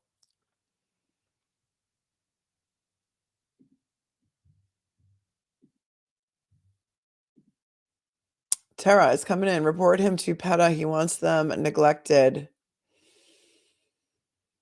Yes, I have watched a lot of the trial. I don't know who asked me that, but the chat's moving quickly. So let me get to some of these super chats now. Tara, again, having one friend isn't unusual. Most friends have devices. Tara is getting in here. So I'm going to thank you in advance for all of these super chats that you're sending in. She said he was distraught, yet they said, nah. Right. She said he was distraught, and then they told her, no, he's fine. We see this all the time. Kids are always drawing pictures of guns, and we don't see any reason for discipline here. You know, try and get him to the doctor when you can. It wasn't like bring him today. It was like, please let us know within 48 hours that you've tried to make an appointment. Rottenborn on steroids. Melissa Smith, thanks for your super chat. No wonder Gen Z doesn't want kids. I grew up knowing I was responsible for my actions. I can't imagine being responsible for all actions of anyone in my family. It's a scary time. Oh, and thank you, Melissa, because I think you sent that through twice. So thanks again for the extra 10 spot. No wonder Gen Z X doesn't want kids. Oh, Gen X and Gen Z, Gen X or Gen Z. I grew up knowing I was responsible for my actions. I can't imagine being responsible for all actions of anyone in my family. I am Gen X, so I think you meant Gen Z, because then I have kids that are Gen Z and kids that are millennials. I have all kinds, all the generations. Jean says the video of Ethan showing Jennifer how to reload the new 9mm gun and them both taking turns shooting. It was pretty chilling. Tara, again, cursey words should be mandatory for him. I know, we just try and keep it classy just so that everyone can watch and everyone feels safe in chat and people don't feel like they're getting attacked or timed out or, sorry, quick bites if that happened to you. It was a total mistake. Miss Smith, this entire case trial is a gross overreach, and trying to make her look bad in every instance of her life doesn't get them to a criminal guilty verdict. It's disgusting, all of it. Strong opinions on both sides. And once you and I think this is a great deterrent, knowing that these charges can be brought. I hope it helps everyone hug their kids tighter, look a little closer, try and help them deal with what they're dealing with. I hope this makes parents question whether or not their child may have mental health issues and whether or not they should buy them a gun as a birthday present. I just don't know where that line is. Reva says no responsible adult in America should be worried about this lady being convicted. Kurt on civil law says 100% she's going to be convicted and quickly. So there are law tubers also who disagree with me. And I respect Kurt and his opinion. I think he's a genius on the law. I think we disagree on this case. I don't know who's right and I don't know who's wrong. I don't think it's going to be quick. Amber, thank you for your $10 super chat. In my opinion, Miller hearing appears to be creating a lot of the divide in opinion. If evidence is about her negligence, why isn't it allowed in? I haven't seen it, but I can't get to guilt from current evidence. Thanks, Amber. I think we should all go take a look at that Miller hearing of Ethan Crumbley. Tara says, again, thanks again, Tara. DA, Karen worked with the judge. She was a judge. That's right. That DA with the blonde hair. Oh, thank you, Shiraz, for gifting 5 memberships. That is so very kind of you. Jason says, do you think that the father had a strong influence on what happened? Because if she was seeing someone else, maybe she was trying to leave him to raise Ethan in a better environment. Do we know whether or not her husband, James, who's going to be on trial in March, knew about the affair? I don't know if that came out. Anything is possible, right? Tara says, Tara says, his name's disrespectful, misogynist, needs anger management, and then says, and has nothing to do with the shooting. Elf, thanks for your $5 super chat. What are your thoughts on the defense attorney's closing arguments using herself and her children as examples? I think it was a strategy. I think it was a strategy to try and help people relate in a way. I don't know. I don't know how that's going to play. It seemed a little self-centered at parts. And then in parts, it seemed like she was just trying to get them to relate to some other situations in which, if it's taken too far, that could be what we're in for. What say you, my friends? Thank you, Cheryl, for thanking me for all that I do and for being a member for 3 months and for being one of my amazing moderators. Thank you, my life, for your super chat. You got to check things on the sly or spy when you can. I think that goes back to looking at your kids' phones and journals. I don't know. Do I give my kids way too much privacy? I just find that once you violate their trust, I don't know that you ever get it back. And I think it's that way with any kind of trust. Not that I don't watch what they're doing on social media. Of course I do, but I don't know.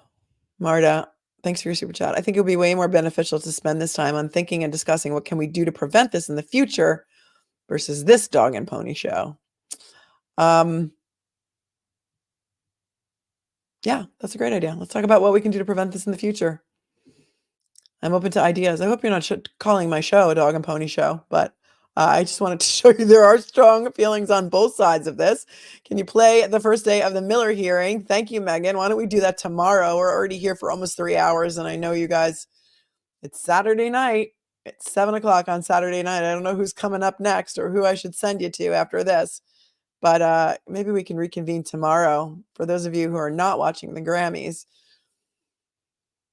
KBF, thank you for your super chat. I think that if they had done something, even just the ER that day, they wouldn't have been prosecuted. They did nothing. Again, let's go back to what it was like in 2021 and trying to get into an ER and even in urgent care, and how the lines for people getting tested for COVID were around the block. I don't know what it was like in Michigan. But even they said to them, here, let us know that you've made, some sort of arrangements within 48 hours for him to see somebody. They didn't call 911. They didn't search his backpack. They didn't think it was severe enough to force them to take him home. So that's where I'm having a problem with charging the mom here, because I see so many things that could have been done to prevent this. Thank you, Tara. Again, Michigan also has no law for storing weapons. Oh, so weapons do not need to be locked up in the house. That's not against the law. Thank you, Ava, for becoming a member.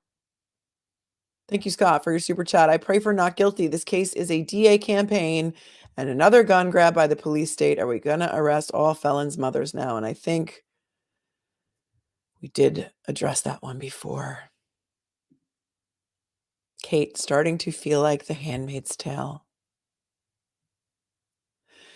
You know, I watched that show religiously. I can't wait for the next season to come up. And when that show first started, I thought, wow, this is crazy. Like, how could this ever happen? And anybody watch The Handmaid's Tale? Does anybody remember that episode where they went down to Washington, D.C. and all the handmaids were like masked up and their jaws were like wired shut? It was crazy, but it aired before the pandemic. And when that happened, I was like, oh my God, this was like a foreshadowing of what's going on now with the masking and the thing and the scared the crap out of me. I don't know what this means, Norbert, but I'll highlight you. I guess Melanie loves liars and cheaters. I don't even know what that comment means. She cheated on her husband, so that makes her guilty of involuntary manslaughter. Where's the lying that she lied to who? Like her husband about having an affair? I don't even know what that means.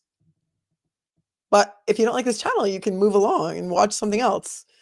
But you know, no need to attack me or anybody else for what I'm saying on this channel. If this isn't for you, you are certainly free to go. Plenty of other channels you can watch. And in fact, there's plenty of other channels that you can watch that have just AI voices narrating a slideshow. So Norbert, if you don't like it, you can go.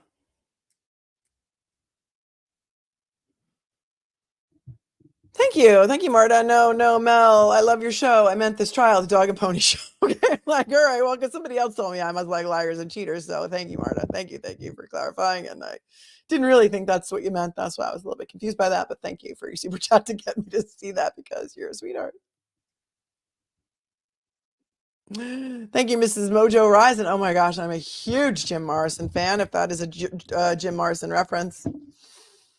When I was in high school, I had a friend. We were such Doors fans that every year, Vicky, if you're watching, I don't know, Vicky, if you're watching, but Vicky would bake a birthday cake for Jim Morrison on his birthday, and we would have that in the high school cafeteria. So we love Jim Morrison. Hey, everyone, things are getting harder in life. Yes, they are. Harder and harder. And thank you, Elle, for gifting a membership. I mean, it's almost as if,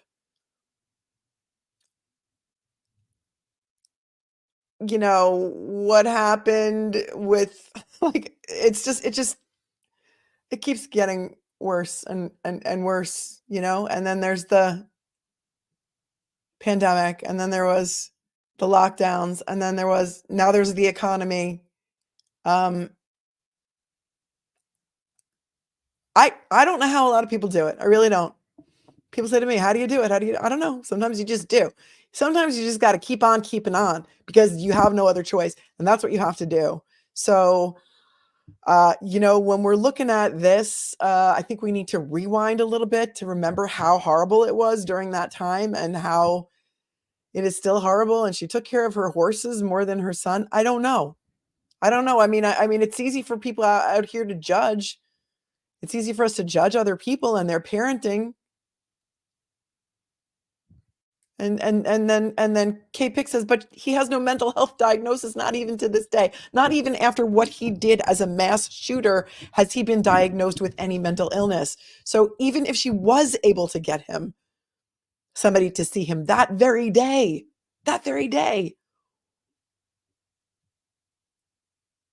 who's to say this wouldn't have happened another day? I don't know. Oh, always. Melanie, can we go back to when we all played outside, please? Yes, and rode our bikes after dark. And went over to your friend's house and knocked on the door and said, can Billy come out and play? Didn't have to arrange play dates. It was just a thing where every kid was out in the neighborhood playing with each other. And if you wanted to bully someone, you'd had to find them in the schoolyard or slip a nasty anonymous note in their locker. You couldn't do it online behind a fake name. Yeah, Nancy, what the heck was the dad doing all this time? I'd like to know, because he wasn't working. He was driving DoorDash at some point. And you know better than to say that S word in the chat. But yeah, now if you knock on somebody's door, you either get shot or arrested. It's true. Elder Scrolls Grandma, the evidence didn't show criminal level, and that's what we have to remember. They don't have much in this trial, and anything else that's not in evidence doesn't matter here. So parents worry. Jules, I saw you, and I don't remember if it was on Kurt's show. Were you on Kurt's show the other day? Did you come on camera?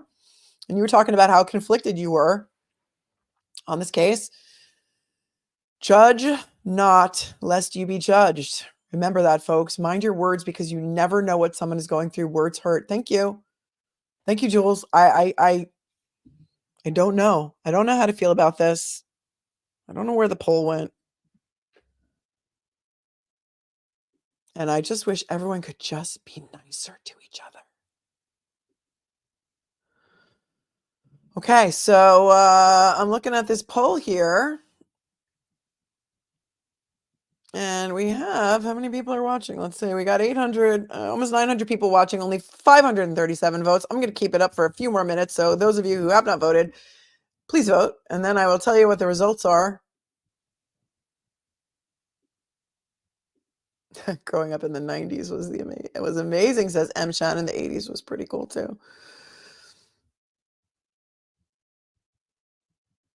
So I like the suggestion before that perhaps we can brainstorm some ideas, because you are such a brilliant group, about how we can like the stream. Thank you, Green Eyed Southern Girl. And please, while you're at it, please subscribe.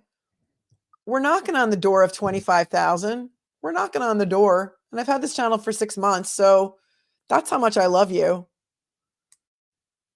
And, to a lot of creators, 25,000 is no big deal. I mean, the other people that you watch have, million, couple 100K, but this little girl here has 25,000 almost little cupcakes. Somebody asked about my eyeshadow. I have a link in my Amazon link. It has all my makeup, because I always get asked about my makeup. And it's in there. Today, I think this is from an e.l.f. palette. And that stuff is really inexpensive, and it's really good. And it's also a very good lighting. Here I have a ring light. So thanks for asking. We're not at 25K yet, Paralegal Mandy, but we're getting there. We're getting there. So all the subscribes help. They help the algorithm. They help this get out. Chloe's mom, we need to share and like this stream. Thank you very much, Daily Quick Bites. 25K in 6 months. Impressive. I think only Nick Denoz has 1 million or so. Well, not Emily. Annie Elise, 10 to Life. She's got over 1 million. I think Emily is pushing like 750K. Peter's like up around 300. What can we do? Listen, these guidance counselors are assigned to 400 students each. I mean, let's start there. Let's start there. Let's start with, I love you, Melanie. Thank you, Stacy. Let's start with teaching coping skills in schools from the time that they are little. Let's teach them how to manage anxiety, how to distract, how to, skills that are taught in DBT or CBT. Any of you who have been through that type of therapy know what I'm talking about. That when you feel anxiety, what can you do? How to hold an ice cube for a long time, so that whatever is hurting you, whenever you want to perhaps do something impulsive, you will be distracted by that ice cube that you're holding in your hand. How about teaching mindfulness from a very early age? How about doing, instead of volleyball, badminton, and dodgeball, where you're trying to hurt people with a dodgeball, how about teaching mindfulness and teaching yoga and meditation? How about we start there? Because these children need to learn from a young age. There's way too much pressure put on these kids, way too much pressure. And I see what happened during the lockdowns and during the way that they were abandoned for those 2 years, and how these kids are so far behind that they are never going to catch back up socially, psychologically, mentally, and forget about scholastically. Just forget that, because they're not going to, that's not going to happen. Make them put their phones in a basket at the front of the class in high school. Teach them mindfulness. Teach them meditation. Teach them coping skills. There is so much anxiety. Why can't they be held accountable? I mean, I think they can. Patricia, I think administration and district can be held in a civil case. Yeah, learn how to interact face to face. Yes. Learn how to have conversations. Since my children were little, they sat at the dinner table with the adults and we never spoke baby talk to them. We never talked baby talk to them. They were always taught to have adult conversations from the time they were very little. And so they grew up being very comfortable having not adult topic conversations, but just speaking to adults. We didn't talk down to them. We had our children adapt. And this is going to sound cold and mean, but it's not. We had our children adapt to our schedules and our lives rather than the other way around. And it was, I think it benefited them. Talk to your kids. Yeah, talk to your kids. My kids know that they can come and talk to me about anything. My kids know never to get in the car with a drunk driver, that you can call me at any time and I will come pick you up, no questions asked. And there will be no questions asked. And it's happened. And there were no questions asked. Always come to me. Always come to me if a friend confides in you that they want to take their own life or that they are thinking of taking their own life, or if they are being abused. Come to me, come to an adult, come to a teacher. Teachers, we do all that, but we can't be their parents. Take your responsibilities.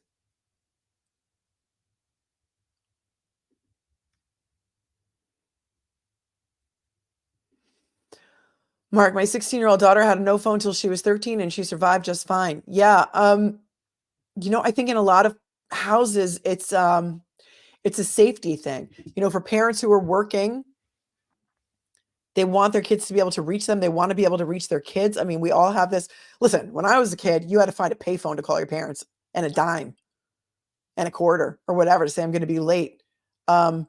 Your parents know where you are at all times now. So there are some benefits to that. I mean, I've got the, find my friend thing. I know where everyone is at all times.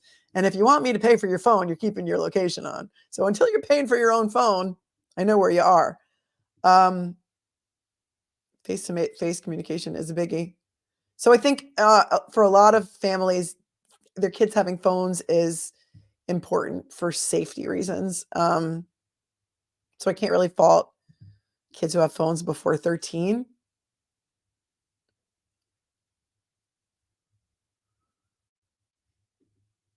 Daily Quick Bites. Humanity managed to survive and survive millions of years without coping skills and safe spaces, and so on and so forth, still do outside the States. You mean that those things shouldn't be taught in schools? I don't know. I think times have changed. I think with the constant abomination of online bullying and social media and everything else, I think that there's a higher level of coping skills that are required for this generation. I just do. Missy Rodriguez, coping mechanisms save you from a lot. Addiction, for instance. Yeah. Teacher. Are you a teacher? God bless you for being a teacher. It is not an easy job. And I commend all teachers, and I do not think you get paid enough. All parenting jobs, not school. No, but you know what? Some teachers care about the students more than their parents do. And I'm sure you see that every day. I'm sure you see that every day. And you make such a difference in so many of your students' lives. You really, really do. So, you know what's going on out there. Janie, it's nowadays spend more time on their phones and playing video games. Caroline says family dinners. Yeah, important. Mary says try 3 meals a week as a family. Yep. Oh, my kids can't have their phones at the dinner table. That's not allowed. Calmly teach them to put their phones down every once in a while. Yep. Goodbye, Patty. Yes, Shiraz. Teach them how to fail and get back up. That's great advice. Yeah, Rochella, this is exactly what I was talking about. Another one of my amazing mods who happens to also be the wife. And happy birthday, Rochella. Rochella had a birthday, everyone. Everyone, it was yesterday, but tell Rochella happy birthday. Happy birthday, Rochella. And Rochella says, teaching kids not to be afraid to report something no matter what it may be. Right. And if not to me, to a teacher, to another adult that you trust. Beautiful messy ball. It shouldn't be all on education to teach that, though. A lot of that is what parents should be teaching their kids. Teachers only have so much time in the day. No, and I agree with you. And I agree with you. But can we agree that maybe we could do some of this in school during gym class, during a study hall? I mean, could we work some of this stuff into the curriculum? You know, we've got this Common Core. Could we say that, like, teaching skills, survival skills, humanity skills, how to be a good person skills could be something that they could work into the curriculum? Maybe not your math class, but some other kind of curriculum. Thank you, Peter. Social media has added an entire world of certainty, chaos, and violence. Too much pressure on the school teacher as well, Megan. I listen, it's really hard to be a teacher right now. Really hard. Thank you, Casey Corey. Just found you. Really appreciate that you're showing her kindness. Yeah. Please keep it classy, says Patronus Glow, who's another one of my amazing moderators. I just feel like there's so much vitriol for everyone, everywhere, all the time. I'm seeing that in the Karen Reed case. That has divided people like you can't believe. Twitter is a sewer of vitriol on that case. And I saw people tagging me in tweets today, and people were saying, she doesn't check her Twitter. I check it. I just don't respond to the trolls, and I don't respond, and I don't tweet my stuff. So thanks, Brian, for sharing my stream out today, because I just can't with that. But I don't know. Is it so hard to be kind? I say at the end of every stream, be cool, be kind, be classy. It's not hard. It's really not hard. Oh, thanks, Amber. Thanks for thanking me and my mods for a wonderful stream today. I don't know what the answers are, but I thank you to that viewer who suggested that we try and brainstorm some ways to fix it instead of complaining about what's going on here. Thank you, Melissa Smith, for $5 super chat. Band song. Good moms, bad moms. You know, we've had our share. When my child left home with a gun in hand, well, we finally seem to care. I can sing it in my head. Good times, bad times. It's a Led Zeppelin song, but I don't know. I can't think of the title. Amber, thank you for your $5. Thank you. And my mods for an amazing stream today. You guys are the best. You're the greatest. We're trying to make some changes and talk about it. And we're not afraid to talk about the tough topics. You will always get an opinion from me because I am not a cupcake. That pink sign over there, as the mother of 5 says, you can't make everyone happy. You are not a cupcake. And I can't make everyone happy. And I do love cupcakes. And so my members are my little cupcakes, which is weird, but we make each other happy. And on this case, I'm really torn, you guys. I'm really torn. I don't know where to go with this, but let's take a look at the poll and see where we are now. The poll was, would you find JC guilty of 4 counts of involuntary manslaughter? We have a 100% guilty, 19% said 100% guilty. 55% of you said no way, it's a reach. And 25% say I am totally conflicted. That's an interesting split. I don't know what this jury's going to do. I don't know. We are literally divided. I'm a recovering attorney. I'm a recovering attorney. Thank you, Janae. I come to you with 30 years experience in New York State and federal courts. I handled all of the cases, well, not all of them, but many of them on Long Island in New York, who were victims of a clergy SA when the Catholic Church scandal broke. And yes, I am Catholic. So those cases kind of sucked the life out of me. And I've since pivoted to becoming a legal analyst, commentator, and apparently a YouTuber. So while I am still a licensed attorney in New York, I'm taking a break from the practicing part of it and helping to educate, I guess. Civil litigator. I'm a civil litigator. I fought for victims who could not fight for themselves. Victims and survivors of clergy SA, child SA, domestic V, and all types of other horrible, horrible situations. And that's where I am Put my closing line on my merch. Be cool, be kind, be classy. All right. Make sure you hit that bell so you're going to know. Thank you. Thank you, Scott. Another one of my amazing moderators. Be cool, be kind, be classy. It's not hard. Hit that bell, hit the subscribe, hit the likes, do all those things to help the algorithm. And I'm going to see you again tomorrow. So hit the bell because life, I don't know what time, but I'll schedule it soon. Peace out, you guys. Love you. Take care.